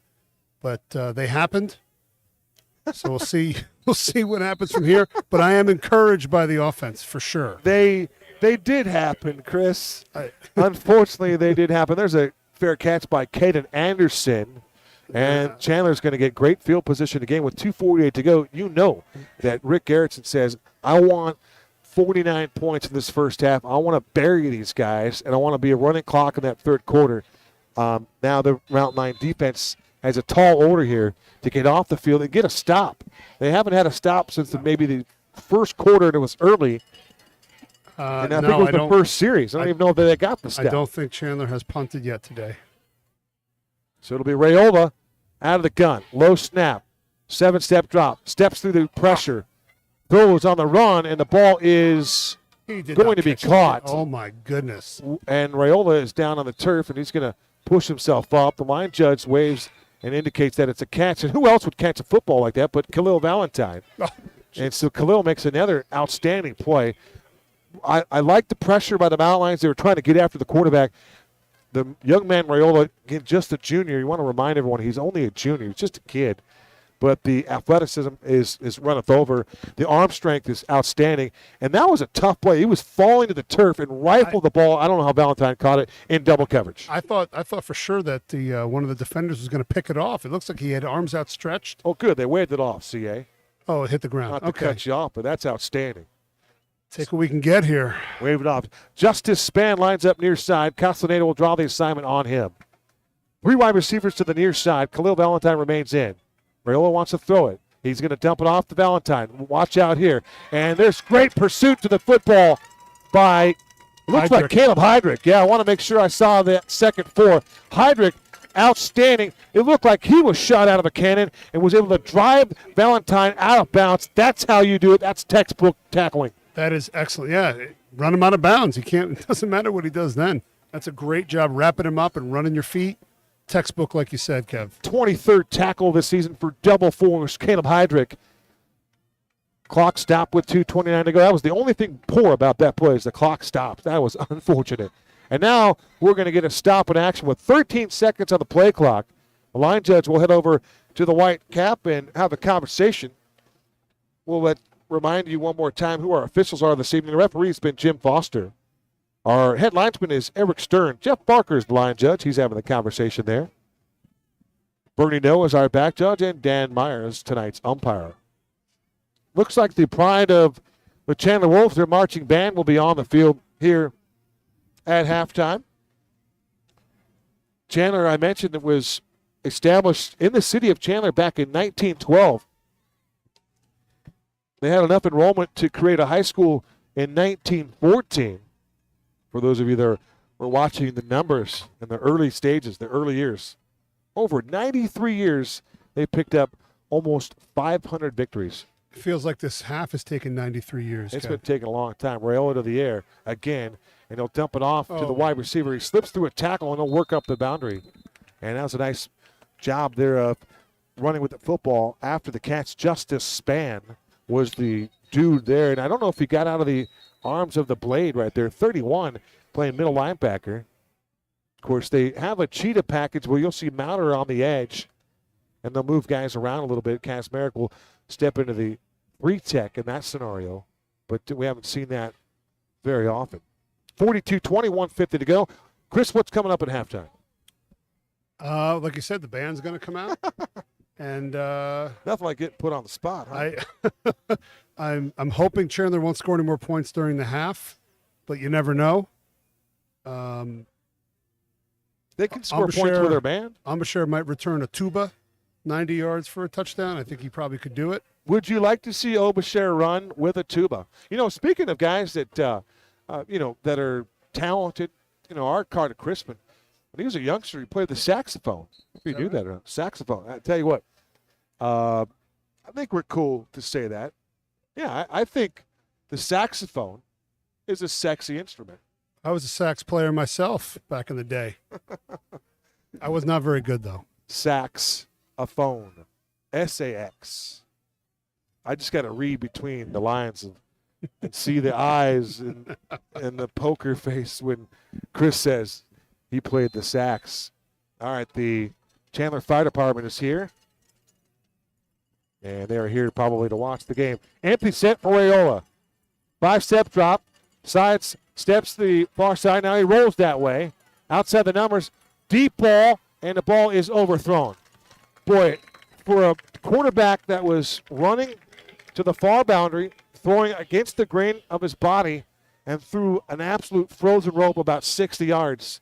That's pretty impressive. The composure and the patience. Any other quarterback in high school would have tucked that and ran, and he just kept waiting for someone to get open and delivered a ball out there. They weren't able to catch it on that one, but just, throwing across his body like that is impressive. Maybe if the receiver was taller, he would have caught that one. I mean, that was the only thing that allowed that misfire and the incompletion. We got a punt here, Kev. Yep, this is a punting situation. This is the tight end. It's the punter. That's Caden Anderson. And he gets away a beaut. And that's one of the positives that the ball was fumbled. And here comes Lennox Lawson, the 20. Slam on the brakes. Get free for a second. Work up the sideline. And he'll take it to the 30-yard line. And I'll tell you what, every single time Lennox Lawson gets the football, he pays a price. There are 3, 4, 5 jerseys over there, and they are all taking liberties at 1-3. They're just taking open shots. Yeah, it's tough when you're a returner because you can't have too many blockers get in there, especially once you've passed them. You don't want to throw a block behind the play, so you're kind of on your own there. All right, you got a $1.24 to work with here. What's Brian McDaniel want to do here is Lennox Lawson will collect his breath here and shake the cobwebs off after that last punishing shot that he took. He's out of the football game for this particular play. Carter Crispin back in there at quarterback. Crispin claps the hand, snap is back, and they set up a screen. It looks like I want to say it's Gunnar Moore over there. Correct? Yeah, it is Gunnar. The ginger, the red-headed wide receivers really made an impact player here the last couple of weeks. He's been involved in a lot of passing. You know, I have noticed Red Mountain does have more than its fair share of red-headed football players. Jefferson Giles will be another one of those, right? Crispin rolls nearby. Fire. Pass just out of the outstretched arms of Jacoby Lane. Caleb Heydrich as well. Is Caleb red-headed? He's a ginge. Oh, okay. Oh. Double fours for Caleb Heydrich. Now, Caleb is he's a finicky eater. He's a fussy eater. He's a fussy eater. Is he? And he's kind of gone back and forth. He was a vegan for a while, and then he decided that wasn't his bag, and now he's back eating poultry. He's a chicken eater. Can't go wrong with that. Chicken and turkey. Can't do it. I was vegan for a bit. It's not the worst. It's not the best either, though. Yeah, I don't know. I'm not there yet at this stage of my young life. Crispin back to the air. And the ball's on the turf. Fumble. And the Mountain Lions are going to cover it up. Johnny to save the day was Anthony Martinez to cover it up. No scrum. He just had the perfect hop. So Rick Garrettson will take a timeout with 42 seconds to go on a 4th down and 8. This is just, it's great coaching. It's, you got our guys are better than you. You're going to give me 30 seconds to work with. I'm going to make you pay for that. So to take the timeout here, with the lead, is it necessary? No. But they're putting the squeeze on Red Mountain. Kev, you don't win 5 state championships by letting teams off the hook. True. You finish them, and that's what great teams do is they finish, and I think Coach is looking to put the nail in the coffin right now. No doubt about it. The Wolves were 7-1 on Austin Field last season. Of course, they were 4-1 in road games, only lost twice.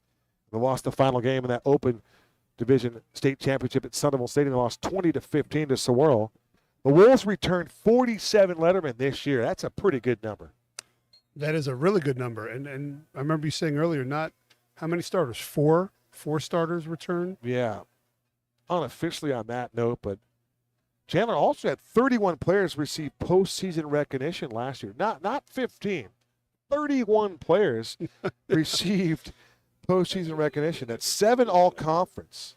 No, 2 all-conference, 7 all-conference second-teamers, and a whole bunch of all-region and all that other good stuff. But, yeah, they are good. So that's all their starters and then 9 other players? 9 guys that pitch in. Mauder from his own 15.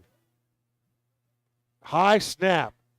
Puts that right leg into it. It's a high kick, and it's going to be a Chandler Wolf type of kick. And then diving for the football, try to minimize field position, was Caleb Heydrich. I think that you can expect the Wolves to go up top here. I don't think they'll be taking a knee. What would make you think that? They got the ball on the 42-yard line, and they got a guy that can throw the ball 75 yards in the air. They're probably going to air it out. If I was a betting man, I'd say it'd be in Mr. Valentine's hands at some point in this next play. Don't disagree. They've had a lot of success on those swing routes and those screens. Mm-hmm.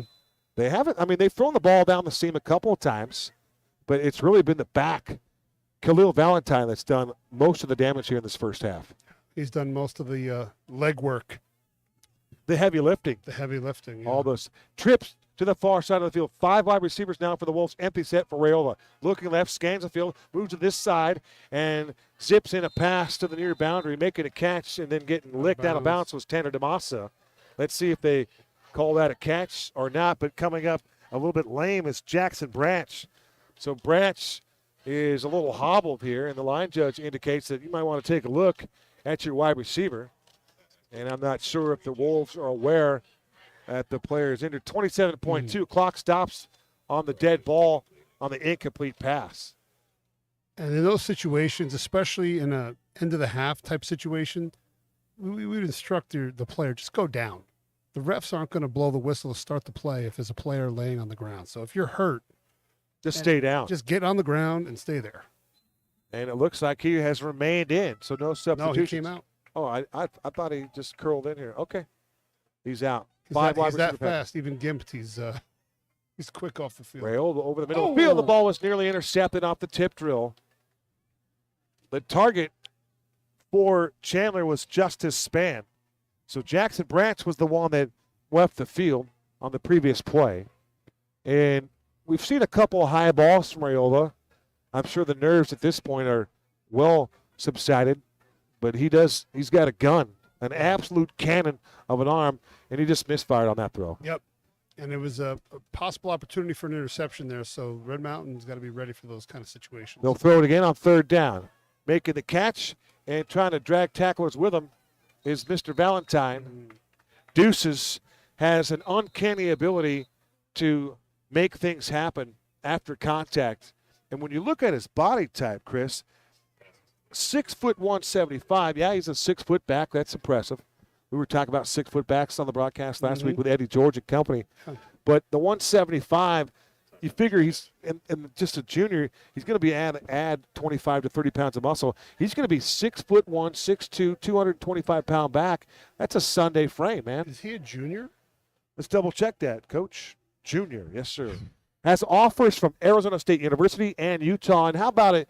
He picked up an offer from Sean Aguano, the head coach at ASU. And we're thinking about some of those guys at what I refer to as, tailback U. Tailback U is impressive for Sean Aguano. He's been instrumental in recruiting talented backs, not only in college. Rashad White's now in the National Football League for the Bucks out of ASU. But Drake Anderson, TJ Green, Chase Lucas, DeCarlos Brooks, Day Hunter. The lists go on and on. It's an embarrassment of riches. The talent runneth over here, and the newest guy is Khalil Valentine, and he's got a Hollywood name already. He does, and the game to boot. And he's got a Hollywood game as well. Low snap of the knees for Rayola, looking left all the way, throws that way, and the ball is incomplete. They gave him a catch. Oh, Kev. you're kidding me. Nope, they gave him a catch. How about Jackson Branch, who just came back in the football game, a little toe drag swag on the boundary. And we talk about Carter Crispin throwing the football tonight with a lot of touch and a lot of loft. And he saw that touch. We keep giving the praises for Rayola for the cannon of an arm, the gunslinger that he is. And that time showed a little touch and dropped that one in there in the breadbasket. He's beautiful throw. Putting on a clinic, and now they're going to come out and kick. It's a 30-yard attempt for Adriano Pilato.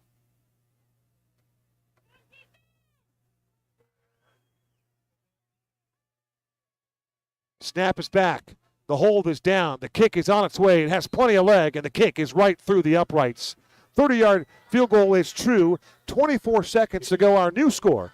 The Wolves from Chandler High School, 45. The Red Mountain Lions, 20.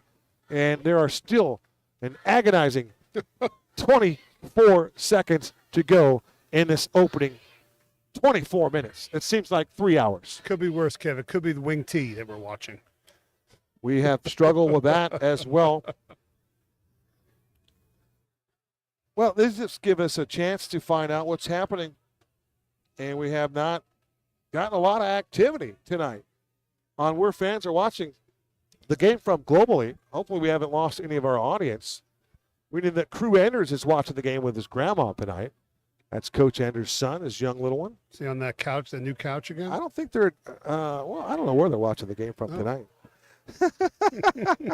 But they did indeed enjoy the shout-outs last Friday night. Of course, our athletic director, Jason Grantham, also watching the game.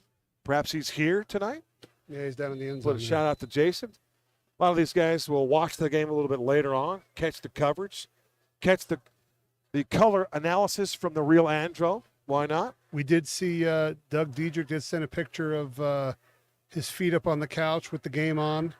So hello to Doug again. Thanks for your support. We appreciate it. Coach Dietrich, he just does it the right way. He's probably got the right beverages lined up for him. Oh, I'm sure. And that ball Kids are tucked in to sleep. took a funny hop there. Gianni Edwards looks like he saved the day momentarily. Or was that the X-Man? It is indeed Gianni Edwards. 3 seconds to go. Number 3 trying to get rid of the football to just somebody. 0.3, actually. Is it 0.3 of a second? Yep. 0.3 of a second. That's a good for kneel down, right? I mean, do you want to that take a Hail Mary shot at Jacoby Lane? Can you catch and shoot in basketball at 0.3? Or do you have 7/10 at least. You at need least at least 7? 7/10 to get a Okay. shot off. So we're looking for a tip in here. We extend the invitation to stay with us here at halftime with the sweet sounds of the Chandler Wolves Marching Band. It'll be Carter Crispin to take it under center, and he'll kneel it down, and that will be the final play of our first 24 minutes here from Austin Field on Red Mountain TV as we go to the break. It's Chandler 45 and the Red Mountain Lions 20. Stay with us for all of your halftime festivities coming up next on RMTV.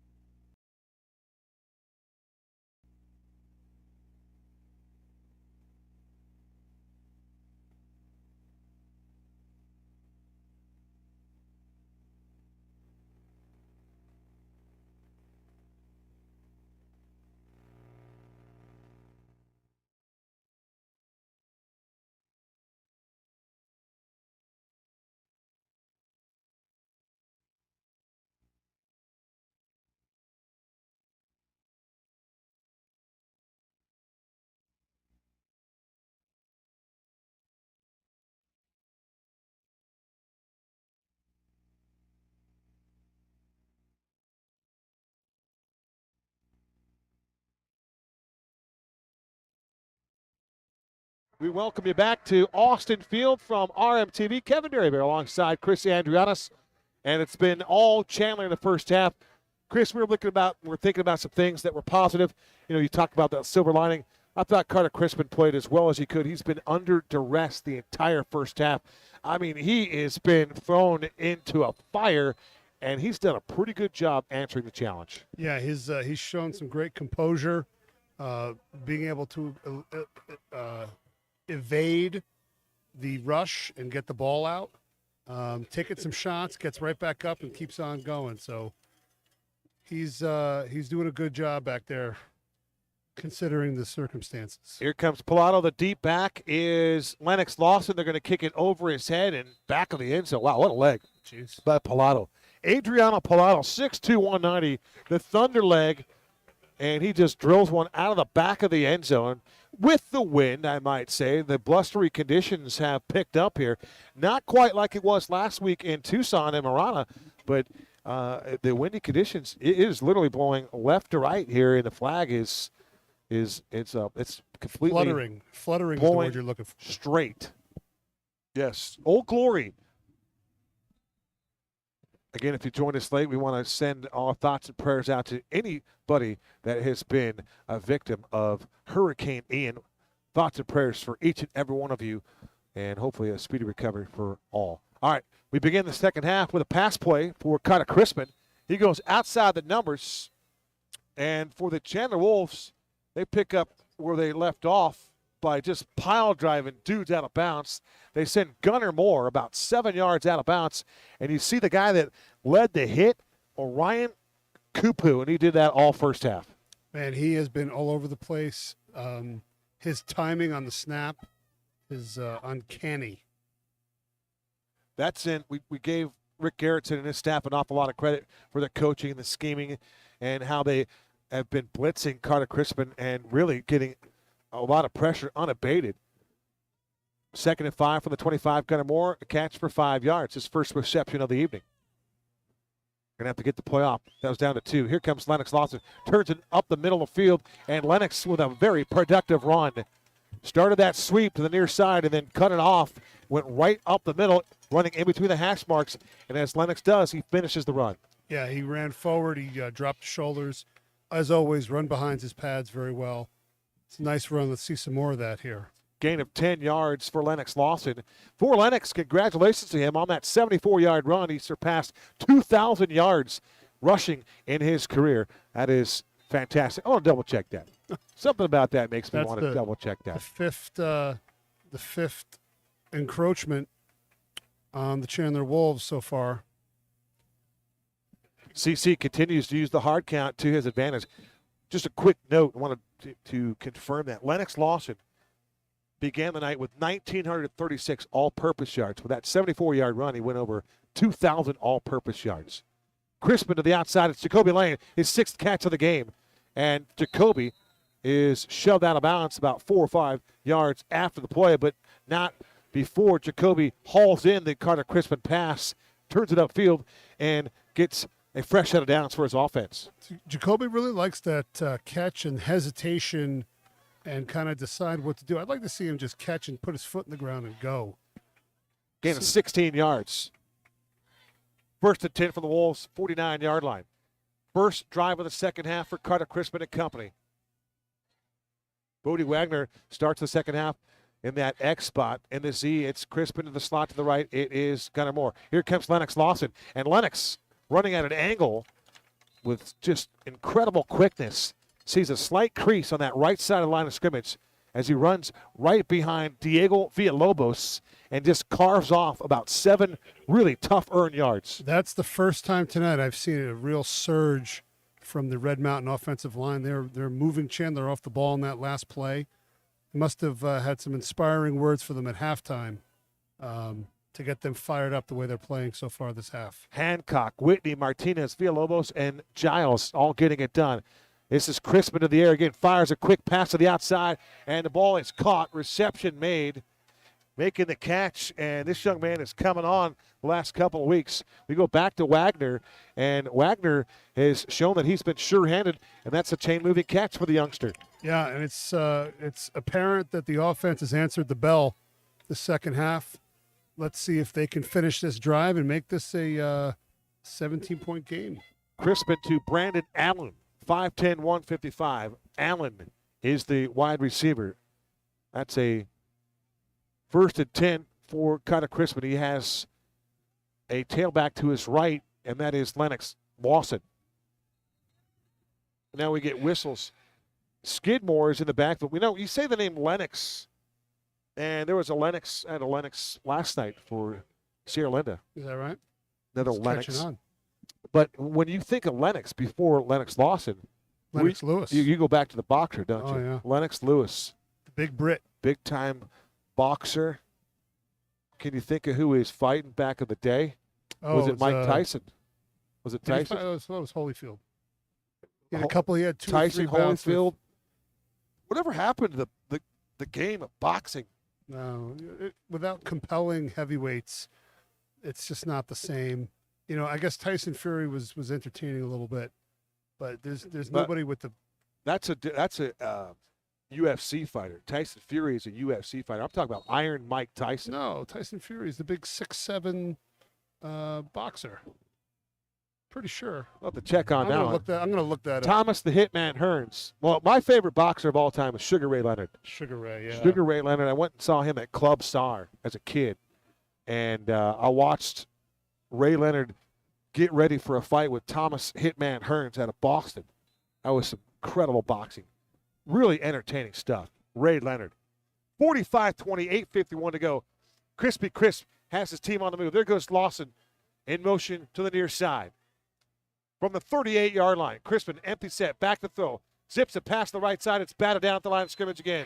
You better believe it. Big Mike, Amari Washington, all 6'4" of them, extending, and that's a pass defended. So Fury. He's a professional boxer with a WBC Okay, I thought he heavyweight was it. 2-time world champ. What was the W what? WBC, 2-time world champ. There was some shot in there. Doug Dietrich wanted me to figure something out. What was it? What? I don't think I can repeat that on the air. Help me out, Doug. What do you want me to figure out? Here comes Lennox Lawson Oh, I on love that that wraparound. And Lennox takes it to the 35-yard line, and he gets belted there. Great open field tackle by the Chandler Wolves. Outstanding defensive play. JoJo Taylor III, 5'10", 160. Double D, help me out, man. What do you want me to fix for you, buddy? Well, speaking of boxing, if I was Oh, an there you offensive lineman and I had a D lineman who wanted to jump up and get bad balls down, I'd be placing my hands right in the gullet All right. and dropping his arms down real quick. Gotcha. I'm not a Fury guy. I didn't know anything about the dude. But that's why the game of boxing's changed so much. Swing pass to L3. And good delivery of the football by Carter Crispin. Lennox taking some shots this evening. He is going to feel pretty good in that ice bath and get a good night's rest this evening. L3 I would has agree. taken his fair of punishment this evening. But still going strong. He's fighting, and like this, the rest of this team continues to fight. In I wouldn't say insurmountable, but certainly not prevailing wins for sure. Jacoby lines up as the deep receiver. He's in the slot to the right in a 5-wide receiver set here for Carter Crispin. Bodie Wagner also is in the X spot to the right, and now Red Mountain wants to take a timeout, talk things over. That is the issue with the check with me game when you line up and you do a snap count and see how the defense aligns itself. You have to get on the ball fast. And if you're hemming and hawing and you're not sure, you got to communicate the play back to the players on the field. That's it's a lot of moving parts. It's hard to do in 25 seconds. It is. I just like the hemming and the hawing part. That is fantastic right there. I'm just shocked that Double D called me out like that. Well, he even sent a picture of Tyson in his chair, the Gypsy King. I remember the name. I thought he was a UFC guy. There's a Fury in the UFC that is See, just now that's a sport I have not really embraced myself. he's a dude. I'm all Ray Leonard, and trying to think of who my heavyweight guy would be. Man, heavyweight boxer. I mean, it was cool. And you know who I'd like Tyson to watch, was- even when he was old, was entertaining, was George Foreman. Oh yeah, absolutely. George Foreman, very entertaining. And All it right. makes a heck of a grill. Oh, I tell you what, it's changed my life. It really has. 45-20, 7:18 to go. 5 wide receivers, 3 to the wide side of the field. Empty set now for Niner. Snap back, looks near side. Now he's going to take off and run. And he's got a whole bunch of dudes trying to pile on him, including Amari Washington. Big Mike in there wreaking havoc. That was the first time I saw Crispin get happy feet tonight. It seemed like he didn't. Jacoby was not open, Yep. and he tucked it and tried to get something on the ground. Unfortunately, on fourth down, didn't pan out. And you saw what I saw. I saw great coverage in the secondary by the Chandler Wolves. They negated that drive extending play, and on fourth down, the Mountain Lions will have to turn it over. I don't know what the time of possession is tonight, but maybe the Mountain Lions are in that They're probably game. ahead. They might have the time of possession down, but in the scoreboard category, they're down by 25. Here comes Khalil Valentine to the edge, 40, 45, 50. And he's going to slow up there. Ready to tee off on him was King Griffin. How about 2-1, ready to unload on Khalil Valentine. And for King, I believe he has, I don't know if we shared this last week or not. If we did, I hate to be repetitive, but 17 siblings. We talked about that? I think that was talk in the stands during the Lightning delay. Interesting. Very interesting. First and 10 from the Wolves' 47-yard line. It's Raiola. 3 touchdown passes for him, 2 of them to Khalil Valentine. Obasher has returned 2 kicks for 80-plus yards. And there goes Valentine again to that linebacker level, and he's finally spun down. Coming up to make a nice tackle on him was King Griffin. So King had a chance to line him up on the sideline, didn't do so, and had a free chance to take him down in the middle of the field. Excellent work by the safety. And it was something that you and I were talking about at halftime. Would Coach Garrison call off the Wolves? But he is all hands on deck still. Gain 8 for Khalil. With patience, runs to the 40-yard line. He's tripped up from behind. If I had to guess, I'd say Champ Jennings was the one in position to extend and grab the shoe top of Khalil Valentine and take him down to the turf. And quite frankly, Chris, that could have been a touchdown-saving tackle the way Valentine was running. And I mentioned it before, he has this uncanny ability to get skinny and find that crease and slip through there with blazing speed. He is a talent. Play fake here. Raiola rolls out near side, throws on the run, rifles a pass down the field, and wide open wide receiver as he took himself down. Making the catch was Jackson Branch. As Branch tried to make a move, that football move that we talk about, he lost his footing. Kev, I have a question. What part of the shoe constitutes the shoe top? Is that anything that's not the sole, or is that the actual top where the laces intersect? That's a good one. That's a good one. I'd say anything from above the Achilles Above the Achilles. Okay. is so where I'm coming You're up with the thinking ankle top. supports. Yeah, maybe so. Gain of 17 yards. Raiola to Jackson Branch. First to 10 Wolves as the Mountain Lions show blitz. They go to Khalil, and Khalil tries to slip out of a tackle, and he can't do it this time. Caleb Heydrich came over there to finish the play. The guys were standing him up, and then Caleb went over there and just bowled them all down. Wrap up and bring your friends is the best way to bring any talented back down, and they did it there. Inside 6 to go in this third quarter. Wolves working from the Red Mountain 20-yard line. They face a 2nd and 7. The deep back is Khalil Valentine. In the wide receiver position to the numbers is Jackson Branch. Raiola is going to roll far side, come back the other way with a screen, and that's the tight end Anderson, and Anderson takes it inside the red zone to the 15 and takes some punishment there from Caleb Heydrich. Yeah, that was an interesting play. There was a boot action, screen away, and it looked like the Chandler Wolves might have got away with a block in the back there on Heydrich. So there have been a few calls or non-calls tonight that have been really pivotal type plays. The kickoff on the far side, again, where we thought Brandon Allen had a chance to take down Obasher. Result was a touchdown.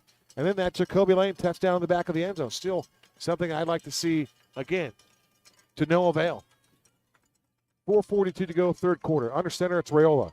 The turn, the handoff to Valentine. He's going to be taken down for a loss. I think that was a shoe top, Kev. Great tackle by Champ Jennings as he again grabbed the hold of the ankles of Khalil Valentine. And for one crazy moment, Khalil Valentine isn't strong enough to slip through that tackle by Champ Jennings. Outstanding football. He may be getting tired. I think that's his 20th carry. He looks pretty good tonight. 4:12 to go. Rick Garrettson wants to talk things over, and we'll talk things over as well. You're watching Red Mount Football on RMTV.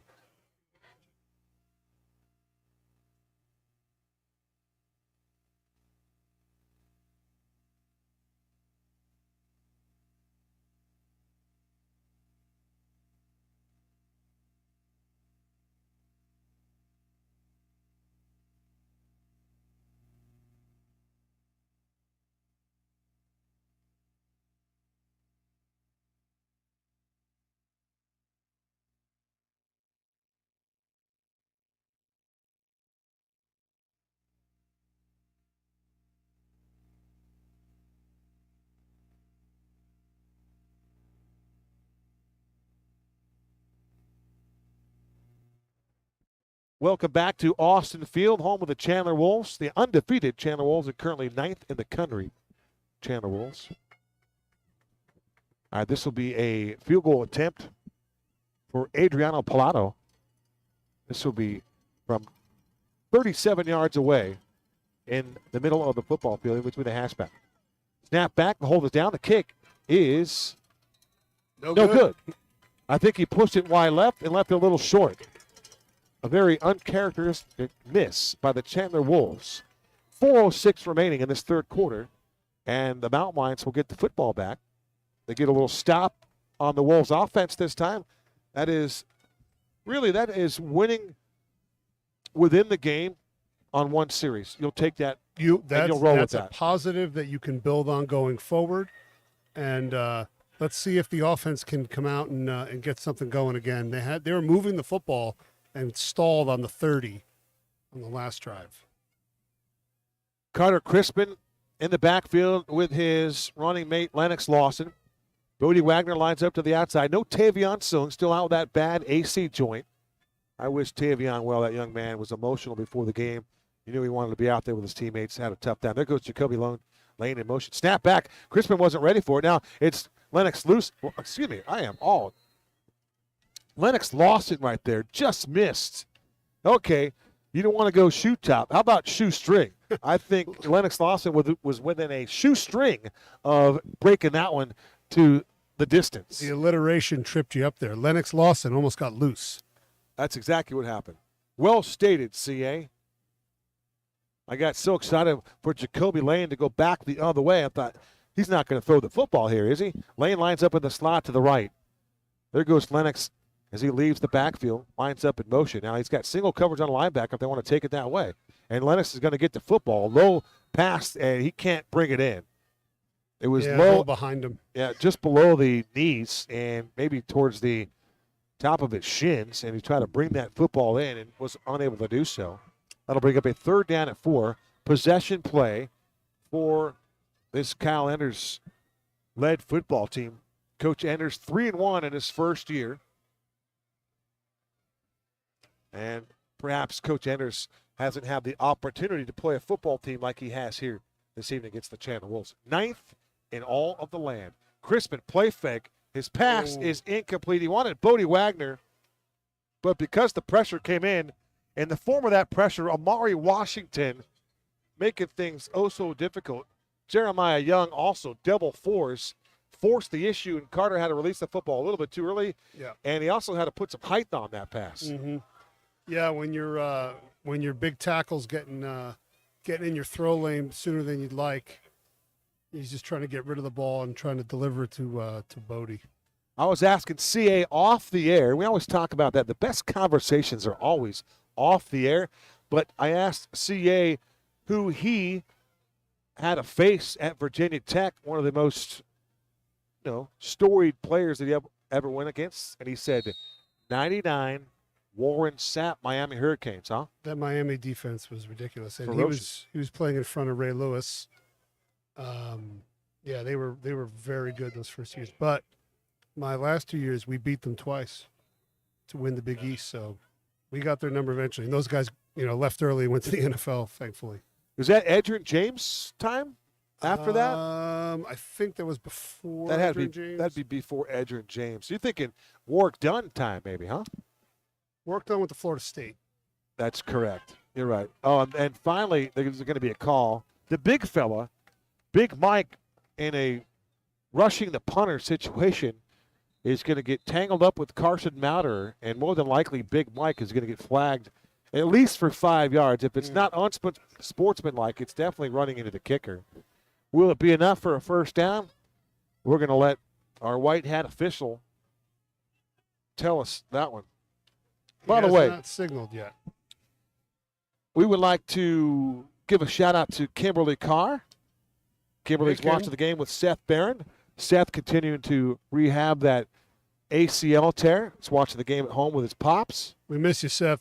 and puppy. So, yeah, Seth, we're thinking of you. And thanks for the shout out. We appreciate that. 88 recovering at home. We'll be thinking about Seth all season long. That's one thing we lost so many dudes early on, right? Just critical losses for this football team. Seth Barron is in that category, and no doubt about it. My guy out of the secondary, Maverick Starks, another one of those guys, and just good characters, good people. And I'm sure Seth will be back for his senior year, and he'll have a lot to prove, and I don't have any doubt that he'll be able to do it. So it was the running into the kicker variety. Snap back to Mauter. It's a fake punt, and the receiver was Tanner DeMassa, and they misfire. That would have been an interesting setup. They have run that play before. It was successful the last time they did it against Desert Ridge. That one was a little different than talk about your off-platform throws. Carson was kind of fading away. That's a tough throw for a seasoned quarterback. Definitely a tough throw for a linebacker / running back. / punter. / punter, yeah. Lots of slashes in there. And, speaking of slash, Cordell Stewart, one of those first guys that kind of was known as the gadget guy. I don't know. He did a lot of things as a quarterback, ran the receiver routes. They did a lot of unorthodox things with him. And then Eric Metcalf was one of those dudes that kind of was one of the first running backs that said, hey, you throw me the football as a tailback, and I'll make some plays for you. That was Cleveland Browns, right? Cleveland Browns. The Bill Belichick-led Cleveland Browns, I believe. Eric Metcalf, his dad, Terry, played for the University of Texas in the day. Now we're aging Chris Andriotis. Chris Andriotis has got to feel, a couple years old after that line. But we were talking off the air again about some of the best entrances into college football. Team entrances into the stadium, whatever culture it is, whatever stadium it is, whatever university, whatever program, Virginia Tech does it the right way, no doubt. Raiola to the ground game. There goes Khalil. And you're not going to catch Khalil. That'll be another touchdown for Khalil Valentine. This one from 18 yards away. He's in the box for the third time tonight. And for Khalil Valentine, have a night, 22. And the hits just keep on coming. And, he's not showing any signs of slowing down. Neither is Coach Garrettson as he keeps left lane hammered down here. And the offense continues to roll for the Wolves. For Khalil, rushing touchdown number 10. He also has 2 receiving touchdowns tonight to give him a whopping total of 13 touchdowns accounted for in about 5 games. 51-20 point after upcoming. It's Pilato again out of a Heffron hole. The snap is back. The kick is on its way, and the kick is true. 2:18 to go in the third quarter. It's now 52-20. So the fake punt didn't necessarily work, but when they ran it to perfect execution a couple weeks back in that win over, or it was in that game against Desert Ridge. Yeah. Tanner DeMassa, that was his first ever career reception as a member of the Mountain Lions. It's a lot of fun for Tanner DeMassa. Hey, you're playing the number 9 team in the country. You shoot your shots. You do. Don't leave any plays uncalled you think might work. Fire all your bullets, as they say. varsity milestones from last week. Senior tailback Gianni Edwards ran for a career-high 75 yards on 10 totes. Outside linebacker Jacob Redwing recorded a career-high with 7 tackles against the Mountain Lions. Cornerback Alfonso Gloria and cornerback Mason Allred with outside linebacker Mateo Florian all picked up their first varsity tackles in that victory on the road at Mountain View last week. And you know what, Chris? You remember those days. That is quite an accomplishment when you get that first one under the belt. I couldn't tell you when my first tackle was. I think I got thrown in a game as a sophomore, and I may have collided with the back in the backfield. I don't think I meant to. I probably went the wrong way and did it by accident. So here comes Pilato. Some of the Chandler Wolves fan base has left, but their student body is here, and it is a strong student body. Pilato again left foots one over the S and Wolves in the end zone. That's about 3 yards back of the end zone. He has a really powerful leg. He almost kicked it into the downtown Chandler area. Boy, it's grown quite a bit over the years, huh? What a gorgeous downtown, scenic setup, convenience, a lot of nostalgic type restaurants and shops mixed in with some new microbreweries and other eateries in the area. It's kind of happening here. This school set inside this neighborhood, it's pretty quaint, but a lot of history and a lot of winning here at Chandler High School. Especially over the last 10 years, that's for sure. There goes Lennox, and Lennox takes a shot at the line of scrimmage. He took that one cut, went back up the middle into the teeth of that Wolves defense, Like and Mr. Kupu. The Wolves were eating right there. There's 2 Kupus getting it done: Orion Kupu and then Roman Kupu. You take your choice of Kupu, and you're going to get in trouble right there. This is really good Kupu players, outstanding. And I think 6 Orion, he just provides a lot of thunder. Play fake for Crispin. Roll to the far side. Throw on the run, and he throws up the field. The ball is caught by Bodie Wagner. Yeah, it's nice to see Bodie get a. Is that his first varsity catch or no? We'll double check that. I don't believe that's Bodie's first catch, but it could very well be. That would be excellent. We usually have that note right away, and I'll have it for you here in just a second. I believe that is Bodie Wagner's first varsity reception. I'm lucky enough to have Bodie in my sophomore English class. Check that. That is, I should have known that. That's the second catch for Bodie. Second. He had 1 for 30. Oh, nice. Yes. So Bodie is on the board again. Pick up 24 yards on that play unofficially. Here goes Lennox Lawson. Big hole up the middle, trying to get that second level, and he does. And again, for Lennox Lawson, all of his collisions with the secondary with Chandler have been violent collisions, Chris. And they were running what we lovingly call God's play, which is power. Kick out with a wrap. And I saw the big man coming around on the guard on the pole. Lennox hit it full speed. Nice 7-yard pickup there, 8-yard pickup. You got to love effort. Effort is everything, and there's still continued solid effort here from this Mountain Lion team. There's more offsides. The big fella, 99 that time, Alani Aonga. When you're the nose guard or the one tech and the ball's right in front of your nose, that's a tough sell to jump off sides. It is. We were talking about the attrition, talking about saving your dudes. At the same token, we talked about the first quarter that the Mountain Lions were going to empty their clip tonight no matter what. Oh, yeah. And they're going to leave all the bullets on the field. Mm-hmm. You continue to play this way. Lennox steps out. Lennox has taken a lot of shots tonight. You start to think about protecting the franchise at some point. There goes Jacoby Lane in motion. Well, here comes Carter Crispin. Deep ball, wants Lane again, and the ball is caught by Jacoby in stride. Beautiful throw by Carter Crispin.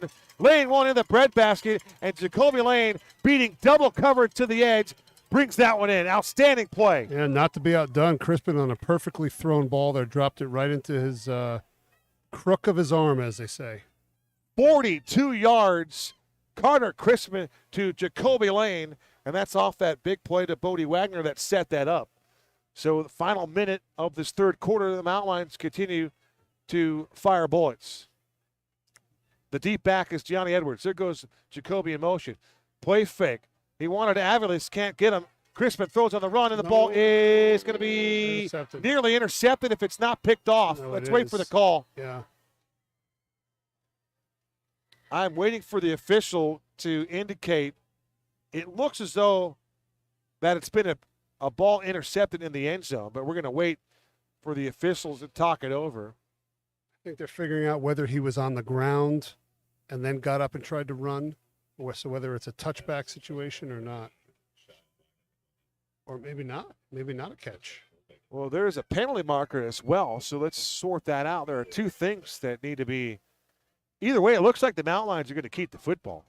So that's a good sign. 27.9 to go. 52-20. One thing I picked up on Jacoby Lane tonight is he is putting in a lot of effort. He is. You could see that just when he's, whether a decoy, he's the action guy, is now Xavier Sanchez is going to be looked at here on the near side. You can see Lennox Lawson, he's on the table. Here goes Carter Crispin. He wants to run the football, and he's going to get hit really hard around the 3-yard line. Again, we talk about the quarterback taking extra punishment. Hopefully that's the final play of this third quarter, CA. And, you know, one thing to think about is they do have a bye next week, so there is no football game for the Mountain Lions next week, so they do have a little time to rest. But, you know, you can't pull your starters out if Chandler's keeping theirs in. Talk about sending people off to the Wolves, putting your backups in against the ones. That would be lambs to the slaughter. Man, this is kind of an outside-the-box kind of story, but just wanted to mention it because I just got this update. The Seattle Mariners are headed to the postseason for the first time since 2001. Ken Griffey Jr. What's significant about that? It's not a big deal. But I do PA for the Mariners, the Padres in spring training, so I'm kind of close to the Mariners for that 33 days, and I do pull for the Mariners.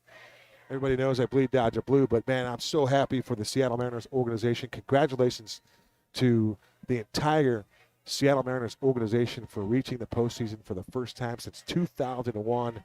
That is outstanding. 3 quarters in the books from Austin Field. It's 52-20. We'll take a short timeout. Fourth and final quarter coming up. You're watching Red Mountain Football on RMTV.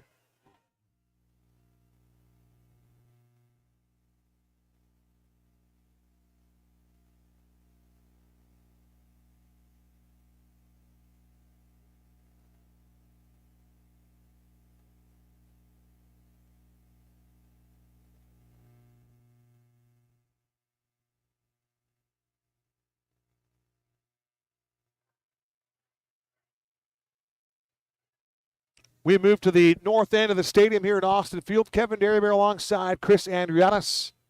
It is 52-20. Chandler has been really in the driver's seat most of this football game. And now it'll be Carter Crispin trying to punch it in as he takes a snap back.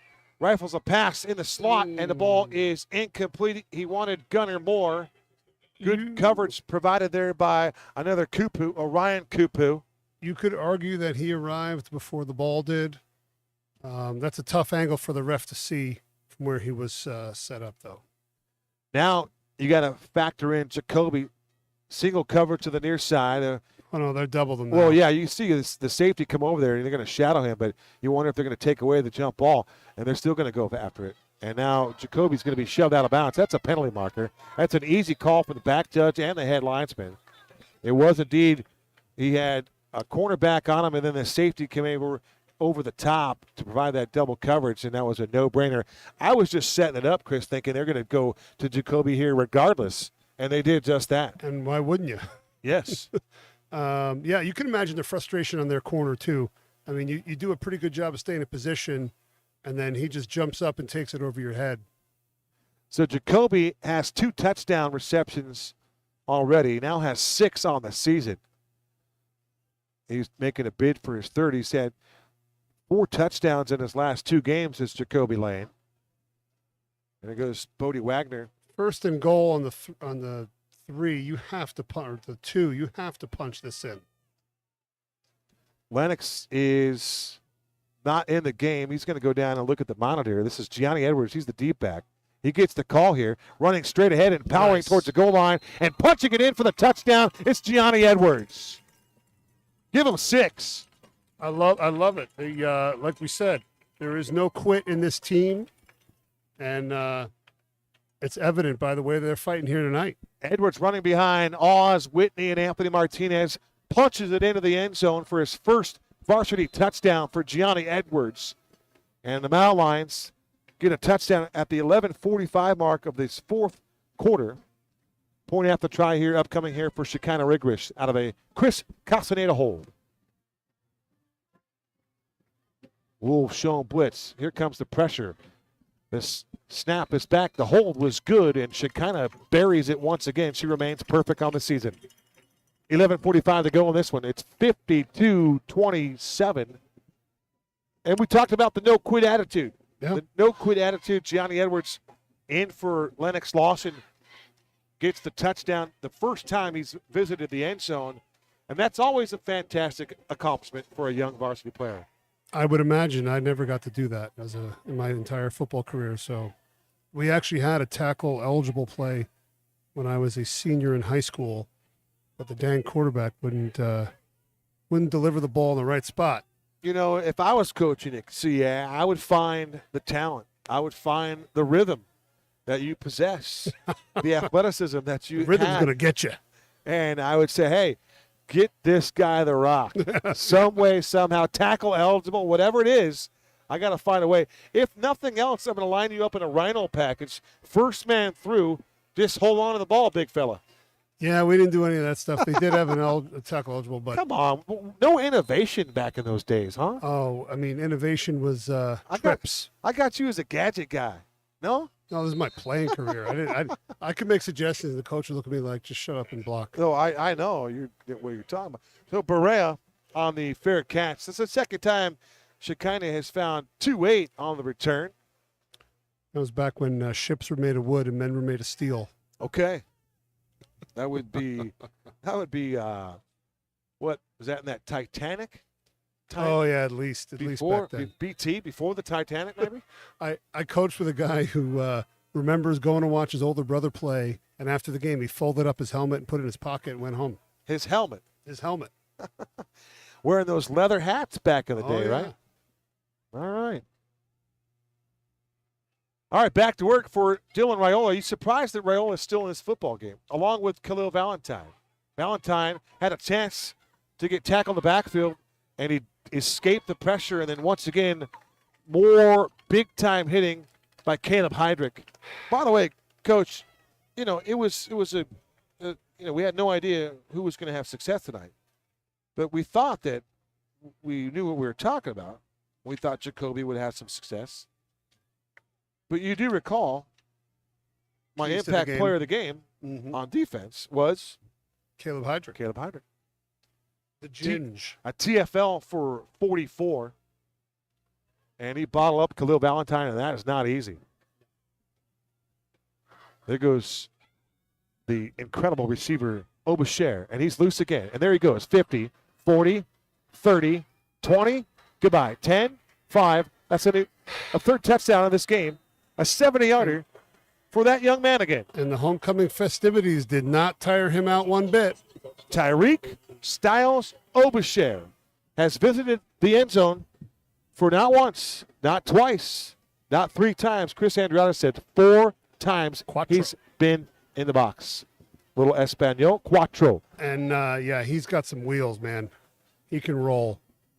As evident there, just turn the corner like a race car coming around the turn and accelerated, and that was all she wrote. Left turn right there, too. All left It was turns. a left turn. Yeah. Oh, my goodness. This young man is explosive, to say the least.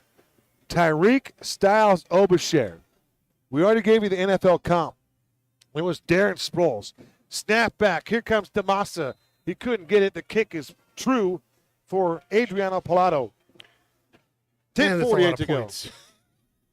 A lot of points. Coach Enders, the defensive-minded Coach Enders is probably not going to sleep well tonight with the amount of points on the scoreboard. 59-27. I'll just ask the obvious question, and that was, were you surprised that Raiola, Valentine, and Obasher and these guys are still in the game? The ones are still in the game. I just don't. Well, I get it. You're going to win the football game.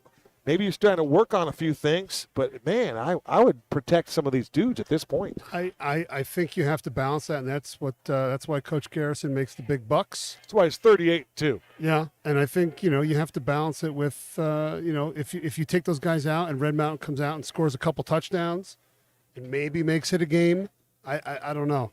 But you even yourself said, hey, their 2s and 3s are every bit as talented as their 1s. So just as far as the depth part of the conversation. Well, the thing I'm noticing is they don't have a hugely packed sideline. I wonder if they only travel or suit up a certain number of guys, but not a lot. And I know their defense or their offense is sitting watching film, but I would say they probably don't have more than 50 guys suited up right now. Jacoby from his own 2. Jacoby trying to get to the outside, and there is no room for Jacoby Lane. Excellent special teams work by the Chandler Wolves. They have been covering kicks all night long and done a good job at doing so. And the offense comes back out, and again, the offense is having success. I mean, Coach McDaniels put 4 touchdowns on the board here, and normally I would always have the conversation with Coach Enders before our games back when I coached with him, and I'd say, how many points do we need to score tonight to win? And he'd usually say 21, maybe 28. And that's kind of the magic number. If you score 4 touchdowns, you should be having some success, and they're doing that. It's just that they're going up against, arguably one of the most explosive offenses I've seen. Kyle Heap has checked into the football game. He's going to take over for Carter Crispin. That's one answer to our question. Mm-hmm. Gianni Edwards is now the tailback. And you saw Jacoby Lane with his hands out to the side saying, hey, what's the player? What's going on? What are we doing? And very simply, we're just trying to preserve and stay healthy, right? It's a battle of attrition right now. Scoreboard's over. But can you get out of here healthy? There's Edwards again. Last time Edwards touched the ball before that carry was a nice run, but he scored his first ever touchdown on the previous drive. And that's always a challenge, too, is, depth is great until you have to use it. But you want your backup quarterback to get meaningful snaps. And this is an opportunity to do it against the number 9 team in the country.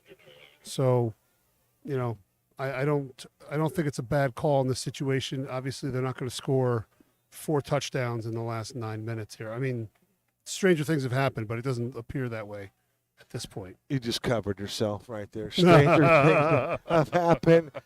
We talk about bad intentions early on. I just want our guys to get out of here healthy. Right now, Anthony Martinez, one of those really anchors of that offensive line since Jefferson Giles slid over to the right tackle spot. You need all those dudes. In fact, Anthony Martinez has really blossomed in that center position. He's now making the calls. He's done a really nice job. And we talked about the advantages of having Jefferson Giles out there on the right side. He's been blowing people up. Up till tonight, he had a lot of success really setting up this run game. I think part of it has to do with the scheme they're running. If they were a zone team, you'd want your center in the middle there. But as a gap team, they can move Jefferson out wide.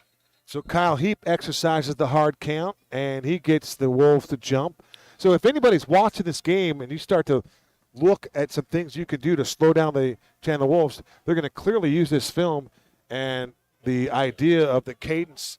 They're going to have every team going forward is going to have to operate differently with their cadence. They've given up 35 yards just on encroachment penalties tonight. Kyle Heap has 5 wide receivers to work with, 3 to the left side. And he rips the pass near side, and making the catch is Cannon Skidmore. Nice to see Cannon get involved. The offense, the tight end, and long snapper for Cannon, making his 5th catch of the year. He had 4 for 23 prior to that reception from Kyle Heap. Also checking in is Brandon Allen. Allen, a senior wide receiver wearing number 19. Trips to the far side for Kyle Heap. The deep back appears to be Edwards. It's Heap on a naked boot. Rolls near side. Throws a pass, and the ball is going to be broken up. We got a penalty flag down. Threw into double, maybe triple coverage. And there's a player down, and now the Wolves are indicating one of their guys is a little bit banged up. And it looked like there was a pretty hefty collision there because one of the Wolves players is feeling a tingling sensation in his back. I don't know what he's feeling, but I'm just saying that guy looks like he took a shot. His backside, he's got to be. It appears that Coach Garrison has called the dogs off as well. Their backups are in on D. So this has devolved into a JV match. I don't know who the receiver is, and I don't want to speculate. If I had to guess, well, what's the difference between speculating and guessing? I don't know, but I think synonymous. it's Wagner, and I'm concerned by that. I don't know that it is Wagner, but I think it could be. Well, I have a segue and tie into our conversation from earlier, Kev, talking about hard-nosed and grit and heavyweight boxers. Check that. And it's Gunnar Moore. Ah, darn it. All right. Did I say Wagner? You said Wagner. Well, there is no Wagner. Bodie Wagner. Well, you're right. You're right. We do have a Bodie Wagner. That's what's happening here. We can call him B-Wags. You have Brandon Allen and Bodie Wagner. I might have, at somewhere along the line, which we can't imagine that happening. No. In a game that's 59-27, where I zigged when I should have zagged. I mean, that's possible. All right. We had a lightning delay last week, and this game still feels way longer. There's no doubt about it. And we had to drive an hour and a half, too, and it's still longer. Edwards sweep far side, turns it up the field, and a whole bunch of gray shirts, they hem them in. Not much doing there for Gianni. Picking guys up off the heap, that's Brody Turner. 6'1", 270, one of the twos, and that's, again, a pretty impressive size, 6'1", 270 as a 2. 8:10 to go, and Chris, to your last point, it feels like it's 8 hours still left to play in this game. Could you imagine? I could. Home of the Wolves, Austin Field, they're pretty good here. Heat to the ground game for Gianni. And Gianni, I think he ran into that 6'1", 270 frame right there. He had a hole open, and that hole and that door was slammed shut rather quickly. Good pressure there by the interior of the Wolves, continuing to hammer down. You like the play call? I mean, we just get out of here. Kill the clock, get out of here healthy. Well, you said, off next week. Time to go back to the drawing board, get a couple days off, get that mental check in. This is knowing your personnel. You want to run what these guys are comfortable running and can execute. So you're limited there, and they jumped off sides as I say that. And now the right side of the Chandler's line is pointing to the left side of the Red Mountain line. That was actually an offsides this time. So Dylan Hall was the middle linebacker. They're going to call procedure against Red Mountain here. So procedure against the Mountain Lions. One of the few penalties for Red Mountain tonight. They played a pretty disciplined football game. That's another positive takeaway here. CA. Silver lining, absolutely. You know, I think missed tackles. They'll probably want to do a couple tackle circuits over the break. Sure. But Khalil Valentine will make anybody miss tackles. He's pretty gifted. Pass over the middle, and it's caught by Bodie Wagner. And Wags continues to try to break free. And twirling. Multiple gray shirts there, including Brody Turner. So Turner. Bodie on Bodie crime. Takes Bodie there. Brody on Bodie. Oh. You had a Brody and a Bodie in there. And we were talking about one of the other guys. We have a Brody and a Bodie, and then there's also a Birdie. And a junior. A Birdie Holloway for the Wolves. Birdie Holloway, a one-time transfer out of Cesar Chavez High School. Heffron back deep. It appears as though that the night is over for Tyreek Styles Obasher. And that is styling in its own right as Heffron takes the fair catch. Sizing him up, Chris. You saw what I saw, right? I saw it. You saw Elijah Albee, the strong safety in special teams, sizing up Blake Heffron. Trying to make sure he secured the catch, as you always want to do. No, let me attempt my tie-in again before they start up again. Okay. So, my favorite unknown heavyweight, Chuck Wepner, the Bayonne bleeder, who inspired Sylvester Stallone to write the Rocky script. Okay. He went 15 rounds with Muhammad Ali, lost in a decision, of course, but actually knocked Ali down in the fight. Your guy did. Chuck Wepner, Bayonne Bleeder, Bayonne, New Jersey. The Bayonne Bleeder knocked down Muhammad Ali. It went 15 rounds with him, yeah. Nah. Telling you. Running play for the Chandler Wolves, running this way. That's the number 2 tailback, Gio Barea. 9 for 26 with a long of 10, couple of tutties.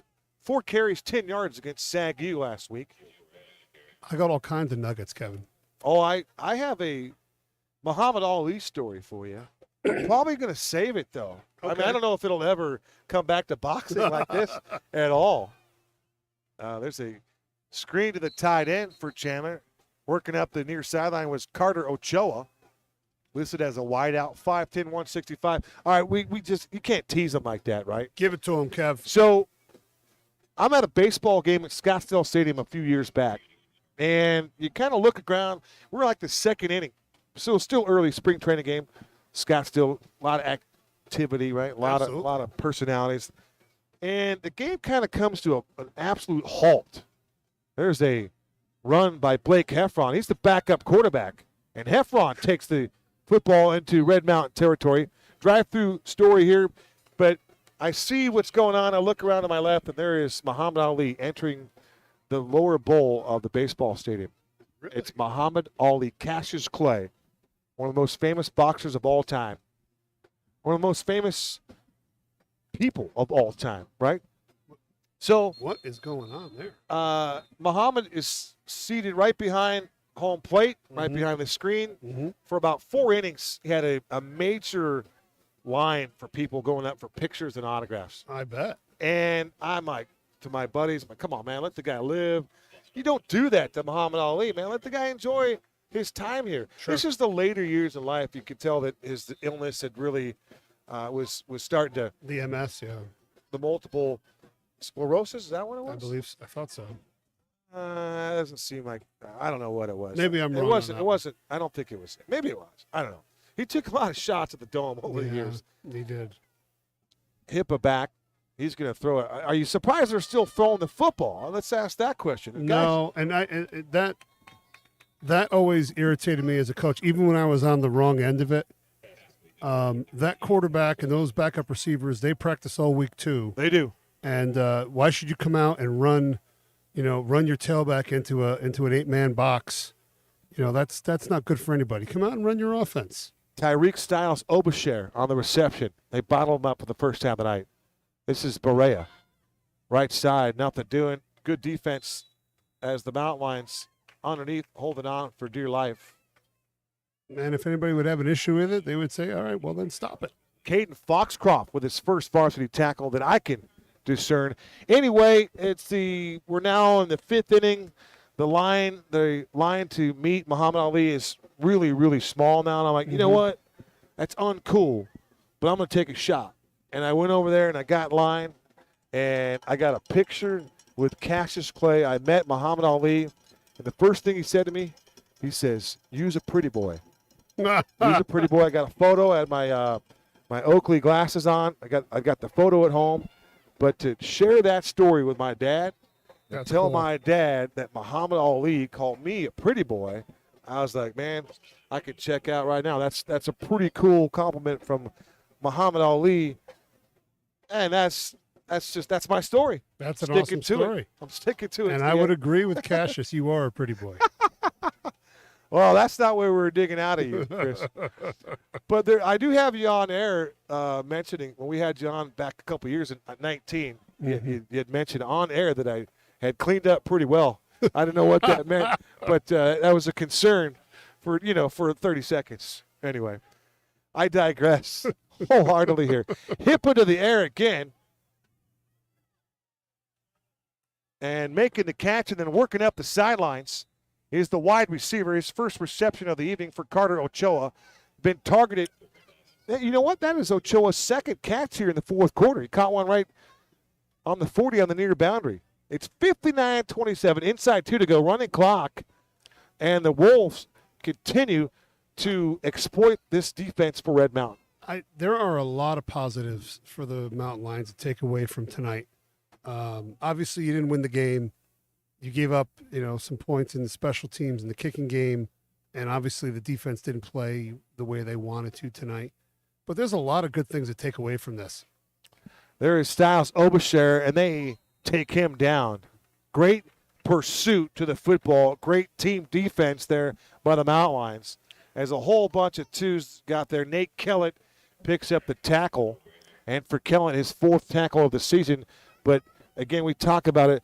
The fact that these guys continue to compete throughout 4 quarters is a testament to the staff and Coach Kyle Anders. Absolutely. And I'd be interested to see what the offensive numbers, yardage-wise, the output was. I mean, they had 6 or 7 substantial drives in this game. So I think they, when they go back and look at the tape, they always say it's never as good or as bad as you think it is. Uh-huh. And I think they'll find some good things. And there goes that was the quarterback from last season for Chandler. So this is Blake Heffron. A couple of Blakes, Hippa last year, Heffron now. Different size. Hippa was a left-handed quarterback. This Heffron is another speedster, big-time return speed, and he's also a dual threat at the position. Looked pretty good there, running off for about 8 yards. He'll take the snap here, running left, has Berea as a lead blocker. And, boy, there's still some guys hitting there. Ball might have come loose. Ball came out there, yeah. Boy, somebody for the Red Mountain Lions was flying to the football. I know Jackson Griffin is down there among some of those tall trees. But I would like to know who forced that fumble there because they were flying to the football. No quit with 13.1 to go. That might be the final play of this game. If the Wolves snap it again, no, they're shaking. It's going to be a fist fight for somebody. And now the game will go final here. 0-0 on the board from Austin Field with the Chandler Wolves in impressive fashion. Go wire to wire here in this one. They win it 59-27. Dylan Raiola was very impressive. And I don't know what you could say about Khalil Valentine. He was outstanding. But the player of the game was Tyreek Styles Obasher. Over 200 total yards of offense for Obasher in the box 4 times. Red Mountain had no answer for the speed, agility, and elusivity for all the talent the Wolves possess. Yeah. They, all in all, 2 very class programs duking it out here. The nationally ranked team comes out on top, which I don't think is a shock to any of us. But it seemed like Red Mountain got out healthy, and I think they'll be better for it in the stretch here. We'll see what the second half of their season looks like as we get into league play after our bye week next week. Chris, the Mountain Lions return to the East Valley region. We have a bye next week, and then they will return home at Jim Jones Field to play their first region game in the East Valley region. And they take on a team that we've already seen, South Point Catholic Lancers, Fredo Sotelo, among others. They got some dudes, and Red Mountain will have to be ready to go. They'll have to be healthy. And they need to start with a victory in their first region game. Absolutely. Setting the tone there for league play is huge. I think, like I said, I think they have a lot of good things to take away from this, and obviously a lot of things to work on. But like you said, not many penalties. They played a clean game. The tackling wasn't where you'd like it to be, but a lot of success and a lot of facets here, and I think there's some things for them to work on going forward and build on. Impressive game for Chandler. We didn't even talk about some of the guys that are in their alumni category. It's been very, very impressive. Jacob Conover, Brett Hundley, Paul Perkins. How about Cam Jordan of the NFL's New Orleans Saints? Just an absolute dude. N'Keal Harry, Bryce Perkins. I mean, the list goes on and on. Chase Lucas, Johnny Johnson. We mentioned those tailbacks, but it's about Jim Ewan and Sean Aguano. I mean, Coach Aguano, 88-19. They kind of laid the foundation. Yeah. In the early years of the 2000s, the new millennium. And, Mike Peterson was on his staff at one point. Yeah. Before he came over to Red Mountain. And if you're Pete, you just continue to take that knowledge away as the players will come over here and walk through the stadium, high fives to the stands, and the fans remaining in the stands as people start to part ways here at Austin Field. But it goes final tonight. The Mountain Lions drop to 3-2, and hopefully these guys get out of here healthy. Yep. And we've got to check on Carter Crispin and Lennox Lawson and all the guys that were banged up here tonight. For everybody that was involved in tonight's broadcast, for Max Vokoun, Jeremy Stevens, and all of our outstanding crew, for my broadcast partner, the real Chris Andriatis, great physical health accompanied by lifelong mental health is what we all strive for. Remember, it takes one conversation to make a difference in someone's life. It goes final here from Austin Field. The Wolves win it 59-27. Until next time, so long for now.